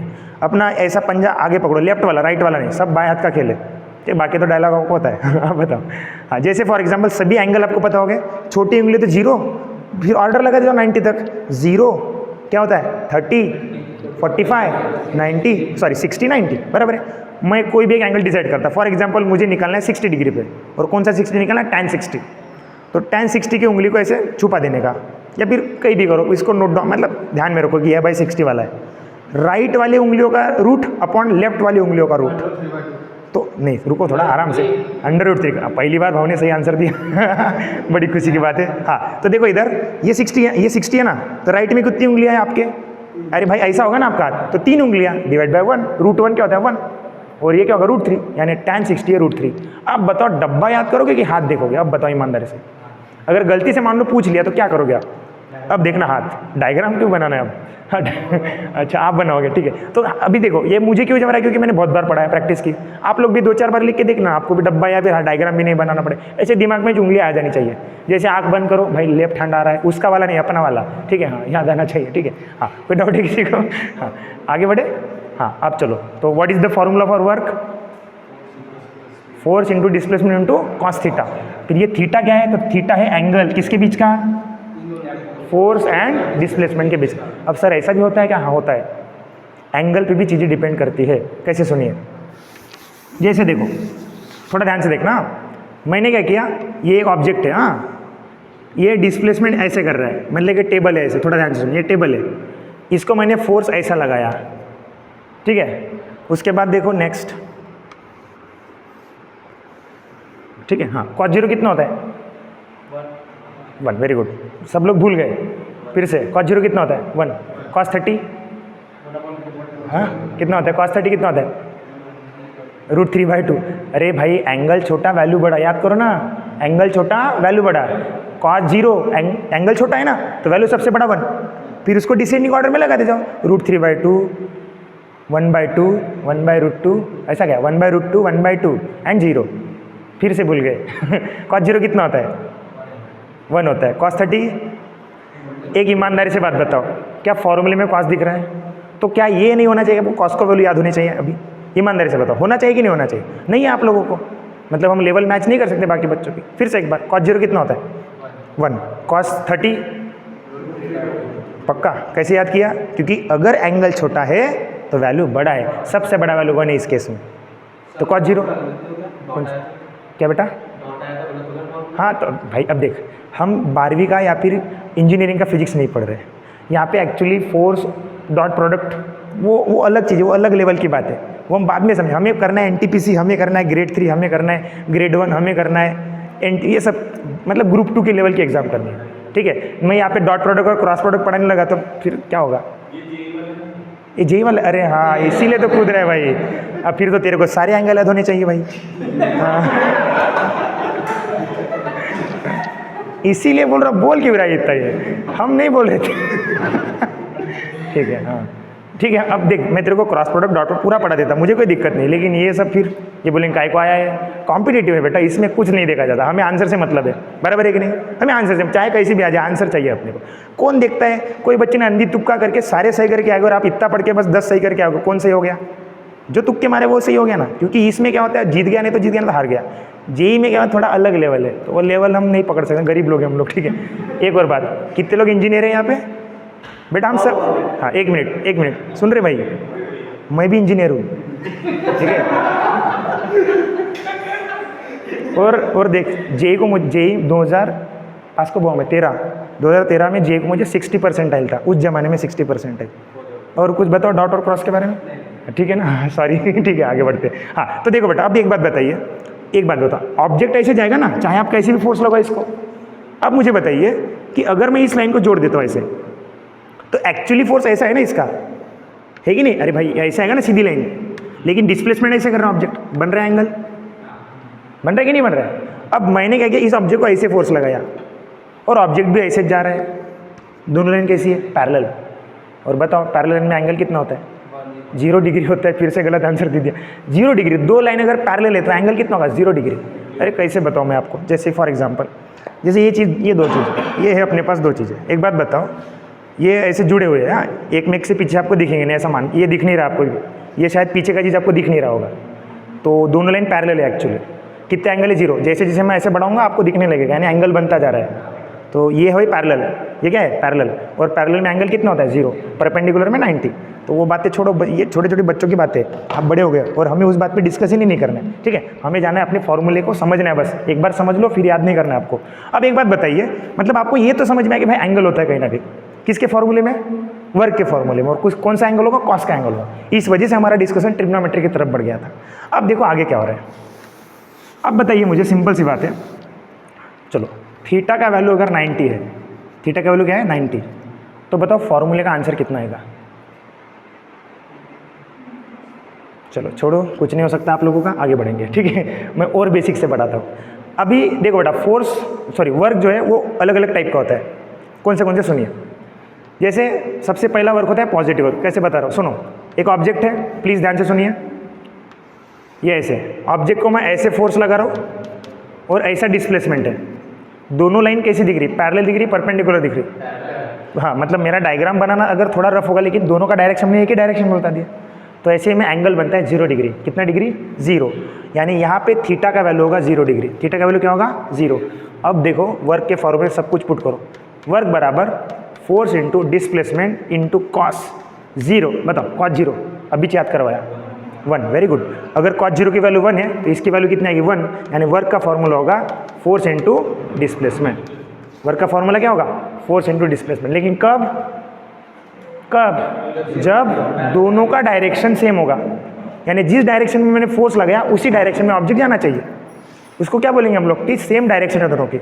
और जब दोनों की सेम डायरेक्शन है, मतलब क्या होगा? मतलब पॉजिटिव वर्क होगा। कौन सा वर्क होगा? पॉजिटिव वर्क, क्योंकि आंसर में साइन आया नहीं, मतलब पॉजिटिव साइन है। मतलब कौन सा साइन है? पॉजिटिव। चलो आगे बढ़ेंगे। अब मान लीजिए फुटबॉल आ रहा है मेरे तरफ एक, उसको मुझे रोकना है। गोलकीपर का जॉब है आपके पास। क्या करोगे आप? ऑब्जेक्ट तो ऐसे आ रहा था, लेकिन आप उसको फोर्स ऐसे लगाओगे या ऐसे ऐसे फेंक के मारोगे? डायरेक्ट नहीं करोगे ना। आप क्या करोगे कि इसके अपोजिट में फोर्स लगाओगे। तो मैं क्या कर रहा हूँ, फॉर एग्जाम्पल एक ऑब्जेक्ट है जो कि ऐसे जा रहा है, मैं उसको फोर्स ऐसे लगा रहा हूँ। अब कितना डिग्री एंगल है बताइए? गलत, 180 डिग्री। कितना डिग्री? 180 डिग्री। अरे भाई इसको बोलते पैरेलल, इसको बोलते एंटी पैरेलल। जेई वाले भाव तेरे को पता होना चाहिए। Anti parallel. कौन से पैरेलल? Anti parallel. तो एक बात आप बताओ मुझे, थोड़ा ध्यान से सुनना बेटा, सुनिए प्लीज़। बस हो गया बस फिनिश। वर्क को फिनिश ही कर रहा हूँ भाई मैं। मान लो ऑब्जेक्ट ऐसे जा रहे हैं, यानी डिस्प्लेसमेंट का डायरेक्शन होगा, फिर इसको फोर्स में उल्टा लगा रहा हूँ, ये फोर्स का डायरेक्शन होगा। दोनों के बीच में एंगल कितना है? 180 डिग्री। क्योंकि आपने पढ़ा होगा स्ट्रेट एंगल, पढ़े ना आपने ऐसे स्ट्रेट एंगल, ये कितने डिग्री का होता है? 180 डिग्री का होता है। तो फॉर्मूले में पुट करो सब कुछ। वर्क बराबर क्या होता है? Force into displacement into cos कितना? 180 डिग्री। हाँ, कैसे निकालते कॉस 180? वो तो बताया ही नहीं हमें सर ने। कॉस 180 कैसे निकालते हैं? कितना होता है? 90 प्लस 90 होगा। फिर गलत आंसर फिर से। अरे -1 आएगा आंसर। कौन सा बनाएगा? -1। आपने ये नहीं पढ़ा क्या बेटा, ये वाला ASTC नहीं पढ़ा? ठीक है भाऊ, ठीक है, मैं कुछ नहीं बोलूँगा, मुझे माफ़ कर दो, आगे समझो। हाँ, cos 180 का वैल्यू याद रखो -1 होता है। कितना होता है? -1। तो वर्क बराबर क्या होगा? F इंटू एस इंटू -1, और -1 से मल्टीप्लाई करो तो वर्क का फॉर्मूला क्या आएगा? -F into S. अब ये कौन सा वर्क आ गया? निगेटिव वर्क आया। यानी अगर हम ऑब्जेक्ट को एक डायरेक्शन में फोर्स लगा रहे हैं लेकिन ऑब्जेक्ट उसके अपोजिट डायरेक्शन में आ रहा है, उसको कौन सा वर्क बोलोगे? Negative work. तो वर्क कितने टाइप का हो गया? 2 टाइप का। कौन से? Positive work, negative work. वो अब मुझे बताओ, अगर ये एंगल ना होता तो मैं ये सब नहीं कर पाता, और हम बच्चे बस यही तक पढ़ लेते, लेकिन सवालों का भी लेवल बढ़ गया है, तो आपको भी तैयारी रखनी पड़ेगी। समझ में आया? तो वर्क कितने टाइप का बताइए? 2 टाइप का। कौन से? Positive, negative. पॉजिटिव वर्क कब? जिस डायरेक्शन में ऑब्जेक्ट है मैं उसी डायरेक्शन, मतलब जिस डायरेक्शन में मैं फोर्स लगा रहा हूँ ऑब्जेक्ट भी उसी डायरेक्शन में जाना चाहिए, तब हम क्या बोलेंगे? Positive work. और नेगेटिव वर्क कब बोलेंगे? अब गद्दारी नहीं करना। जब हम जिस डायरेक्शन में फोर्स लगा रहे हैं ऑब्जेक्ट उसके बिल्कुल अपोजिट डायरेक्शन में आना चाहिए। समझ रहे हो? यानी कोई बॉल अगर मैं कैच कर रहा हूँ तो कौन सा वर्क? नेगेटिव वर्क, क्योंकि बॉल मेरे तरफ है, मैंने उसको फोर्स ऐसे लगा दिया, वो कौन सा वर्क होगा? नेगेटिव वर्क होगा। जीरो वर्क भी होता है। चलो एक सिंपल सा एग्जांपल मान लीजिए, थोड़ा ध्यान से सुनना। ये मेरे पास एक नोट्स है, इसको मैं ऐसे पकड़ा हूँ, ऐसे पकड़ते हुए हाथ में लेके जा रहा हूँ। तो एक एग्जांपल बना देता मैं इधर कि ये कोई ऑब्जेक्ट है, इसको किसी ने हाथ में पकड़ा है, तो ये कौन से डायरेक्शन में जाएगा? ये मेरे साथ आ रहा है ना। किसके साथ आ रहा है? ये मेरे साथ आ रहा है, यानी इसका डायरेक्शन ऑफ मोशन ऐसा होगा, हाँ या ना? लेकिन इसके ऊपर फोर्स कौन? मैं फोर्स लगा रहा हूँ क्या? मैं इसको फोर्स लगा रहा हूँ क्या? नहीं लगा रहा ना। यहाँ पे कहाँ फोर्स लग रहा है? फोर्स लग ही नहीं रहा है। ठीक है, मैं अपने लेवल पे ऐसे बस इसको मैंने पकड़ के रखा है, होल्ड करके रखा है, इसको फोर्स लगाना नहीं बोलते। तो इसके ऊपर फिर कौन सा फोर्स एक्ट कर रहा है? Gravitational force. Very good. And the direction of gravitational force is always downward, यानी ये होगा ऐसे नीचे की तरफ। पॉजिटिव एम जी होगा बेटा, बिकॉज डायरेक्शन ऑफ अर्थ की तरफ है।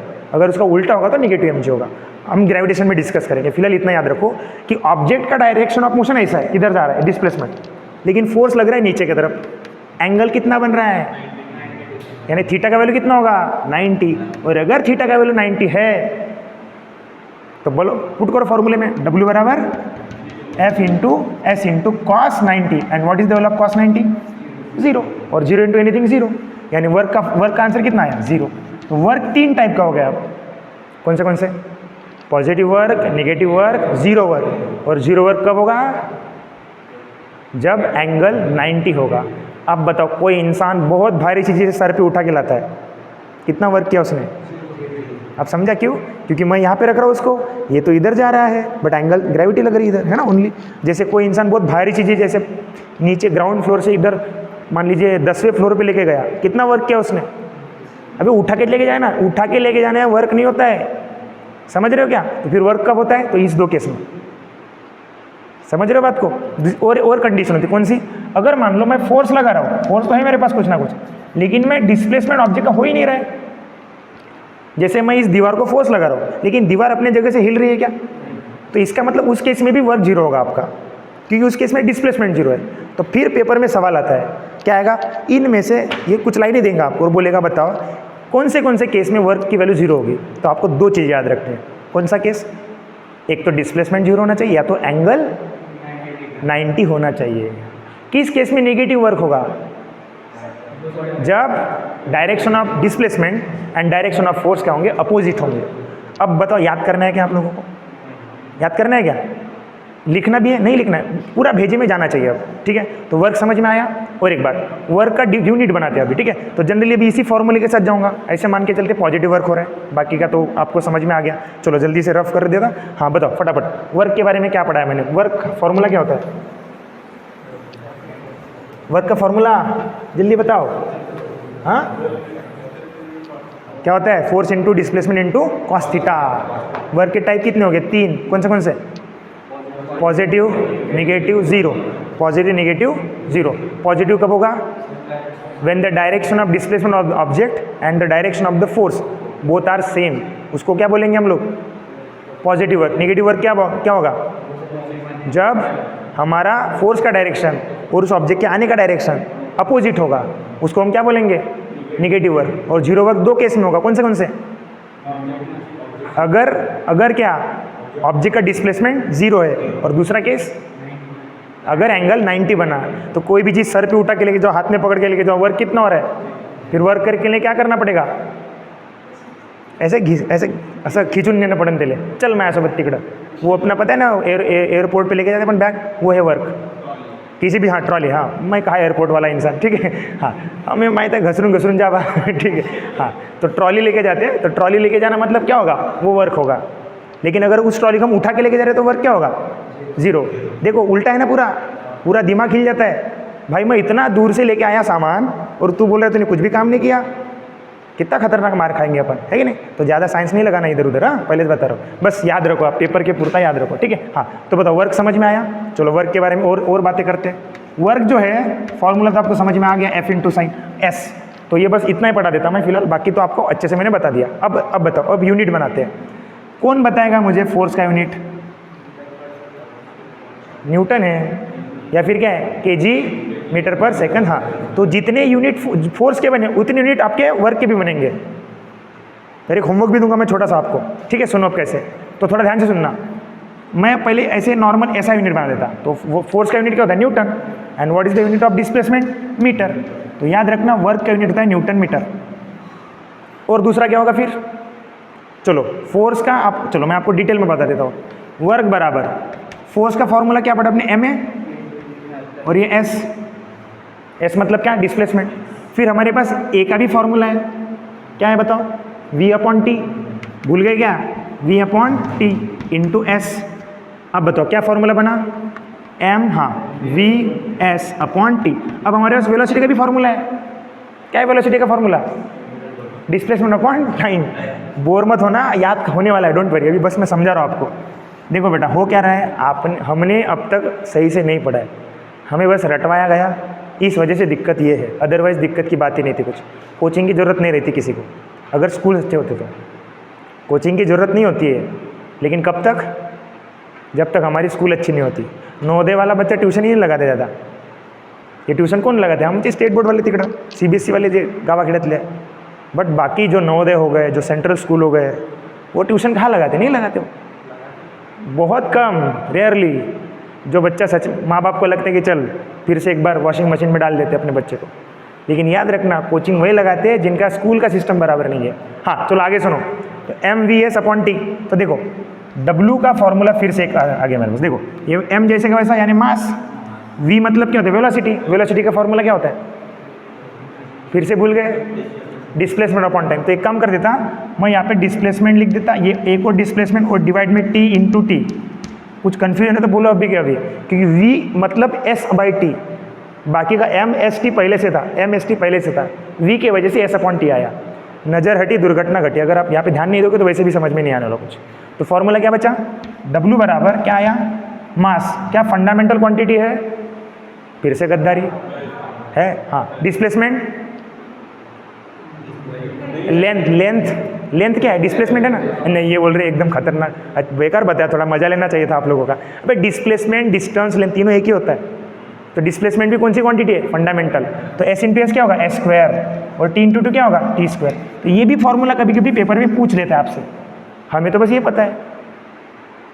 Which of the following is the formula for the work, ये भी ऑप्शन ए है, ये ऑप्शन बी है, एक ऑप्शन सी होगा, ये लास्ट में ऑप्शन होगा ए एंड बी। बच्चे क्या करेंगे, फोर्स इंटू डिस्प्लेसमेंट मार के आ जाएंगे, हमें तो ये पढ़ाया नहीं गया, तो पढ़ाया गया नहीं, आपने पढ़ा नहीं ठीक से। तो फॉर्मूला क्या हो गया वर्क का, फिर से बताइए क्या होता है, बताओ क्या होता है, मास डिस्प्लेसमेंट का स्क्वायर अपॉन टाइम का स्क्वायर। ये भी फॉर्मूला होता है किस चीज़ का, किस चीज़ का, वर्क का। तो वर्क के दो फॉर्मूले पढ़ा दिए, पहला कौन सा, फोर्स इंटू डिस्प्लेसमेंट, और दूसरा कौन सा, मास डिस्प्लेसमेंट का स्क्वायर अपॉन टाइम का स्क्वायर। अब इसका यूनिट बनाओ। यूनिट बनाना प्रीफर कब करेंगे हम, जब फंडामेंटल में आगे, सब फंडामेंटल है, टाइम फंडामेंटल है, डिस्प्लेसमेंट फंडामेंटल है, मास फंडामेंटल है। तो यूनिट क्या बनेगा, मास का बोलो केजी, हाँ डिस्प्लेसमेंट का क्या होता है, मीटर, दो बार डिस्प्लेसमेंट तो मीटर स्क्वायर, और टाइम का होगा सेकंड स्क्वायर। डाउट है तो बोलो अभी जल्दी से। तो फिर दो यूनिट हो गए, कौन सा, एक हो गया न्यूटन मीटर, दूसरा कौन सा पड़ा है बताओ जल्दी से, केजी मीटर स्क्वायर पर सेकंड स्क्वायर। अब बताओ याद करना है क्या, तो मैं बता रहा हूँ ना, पेड कोर्स से ज़्यादा अच्छे से पढ़ाऊंगा मैं आपको। प्रॉब्लम ये है टाइम रहना चाहिए बस। पेड कोर्स में क्या है, बस फटाफट बता दो, नोट्स दे दो, उनको लगता हो बेटा हो नहीं गया, थोड़ा आपको पेशेंस से पढ़ना है। एक बार ठीक से पढ़ो, मैं बता रहा हूँ, पढ़ाई जल्दबाजी का काम बिल्कुल नहीं है, पढ़ाई जल्दबाजी का काम है नहीं। हम क्या करते हैं, पेपर आ गया, एक महीना पेपर है, पूरी दुनिया छोड़ देते और बड़ा पढ़ते रहते, और पेपर के टाइम डिस्प्लेसमेंट या यूनिट का है या मीटर है या सेंटीमीटर है, डाउट आना चालू। जैसे हाँ, अब सवाल आएगा which of the following is a fundamental quantity. आपके ऑप्शन है फोर्स, डिस्प्लेसमेंट, उसके बाद मान लो वेलोसिटी और उसके बाद मान लो वर्क। आपका आंसर क्या रहेगा? डिस्प्लेसमेंट रहना चाहिए। बच्चे बोलेंगे ऑप्शन में नहीं है कुछ, क्योंकि हमने समझा नहीं कि डिस्प्लेसमेंट यानी लेंथ होता है, तो ये प्रॉब्लम है। ठीक है, याद रखना है बात। तो चलो जल्दी से बताओ, 2 यूनिट हो गए। पहला कौन सा? न्यूटन मीटर, पर मीटर नहीं, क्योंकि स्लैश आएगा नहीं है, तो न्यूटन मीटर। दूसरा कौन सा? केजी मीटर स्क्वायर पर सेकंड स्क्वायर। ठीक है, डायमेंशन भी बन जाएंगे अब इसके। डायमेंशन क्या होंगे बोलो? केजी मतलब किलो, किलो कितनी बार है? 1 बार, मास 1 बार है। ये क्या है? मीटर कितनी बार है? 2 बार। और टाइम कितने बार है? -2 बार। तो these are the dimension of work. अभी भी नहीं समझा? तो कितनी चीज़ें हो गई अपनी आज? वर्क तक फिनिश हो गया। ठीक है, हाँ, क्या क्या पढ़े एक बार रिवाइज करेंगे। क्या हमने डिस्टेंस डिस्प्लेसमेंट समझा? बस हाँ या ना में जवाब देना। क्या हमने डिस्टेंस डिस्प्लेसमेंट समझा? यस। वेलोसिटी स्पीड समझा? स्केलर वेक्टर समझा? हाँ। और एक बात, वर्क कौन सा क्वांटिटी होगा? स्केलर। वर्क स्केलर है, फोर्स क्या है? वेक्टर है। फोर्स क्या है? वेक्टर। लेकिन वर्क क्या है? स्केलर है। आगे समझो। ठीक है, ओके। क्या हमने और क्या समझा? एक्सेलरेशन समझा हमने। हाँ, एक क्वेश्चन देता हूँ, आंसर दो। बताइए मुझे, अगर एक ऑब्जेक्ट है वो एक ही डायरेक्शन में चल रहा है, कमेंट करो डिस्टेंस, डिस्प्लेसमेंट, स्पीड, वेलोसिटी। बताओ, एक ही डायरेक्शन में चल रहा है, डिस्टेंस और डिस्प्लेसमेंट क्या होगा? सेम होगा। चेंज कब आने लगता है? जब ऑब्जेक्ट की डायरेक्शन बदल जाएगी। जब तक ऑब्जेक्ट की डायरेक्शन नहीं बदलती है, डिस्टेंस डिस्प्लेसमेंट सेम रहते हैं। चलो बताओ, डिस्टेंस नेगेटिव होगा क्या? नहीं। डिस्प्लेसमेंट? डिस्टेंस 0 होगा क्या? डिस्प्लेसमेंट? स्पीड 0 हो सकता है क्या? वेलोसिटी हो सकता है। वेलोसिटी नेगेटिव रहेगा क्या? यस। स्पीड नेगेटिव नहीं बोल रहे, वेलोसिटी नेगेटिव रहेगा क्या? हाँ, रह सकता है। स्पीड नेगेटिव नहीं रहेगा, क्योंकि स्पीड कौन सी क्वांटिटी है? स्केलर। और वेलोसिटी क्या है? वेक्टर। चलो बढ़िया। उसके बाद हमने समझा फोर्स। फोर्स का डेफिनेशन कौन से लॉ से आया? First law of Newton. क्या बोलता है लॉ? उसके बारे में मैंने बता दिया। सेकेंड लॉ से क्या मिला? फॉर्मूला मिला। क्या फॉर्मूला है? 2 फॉर्मूले पढ़ा है। कौन से? Mass into acceleration. एक दूसरा कौन सा? फिर से भूल गए यार। मोमेंटम अपॉन, देखो भाव को बहुत अच्छे से याद हो गया सब कुछ। Momentum upon time. Very good. और क्या पढ़े हमने? वर्क। वर्क के कितने टाइप होते हैं? 3। कौन से? पॉजिटिव, नेगेटिव और 0। पॉजिटिव कब होगा? हाँ। नेगेटिव कब होगा? Opposite direction, right. 0 कब होगा? एक तो दोनों का डायरेक्शन 90 डिग्री परपेंडिकुलर होना चाहिए, या फिर डिस्प्लेसमेंट 0 होना चाहिए। यानी 0 वर्क 2 केस में होता है, ये भी आपको याद रखना है। ठीक है, चलो। तो फिजिक्स में आज के लिए इतना रहने देते हैं। हाँ, अभी बायोलॉजी कितने बज गए? 4 बज गए। ठीक है, 10 मिनट का ब्रेक ले लेते, then we will go for the biology. हाँ ठीक है, 15 मिनट लेंगे। चलो ठीक है, okay bye, thank you so much, मिलेंगे।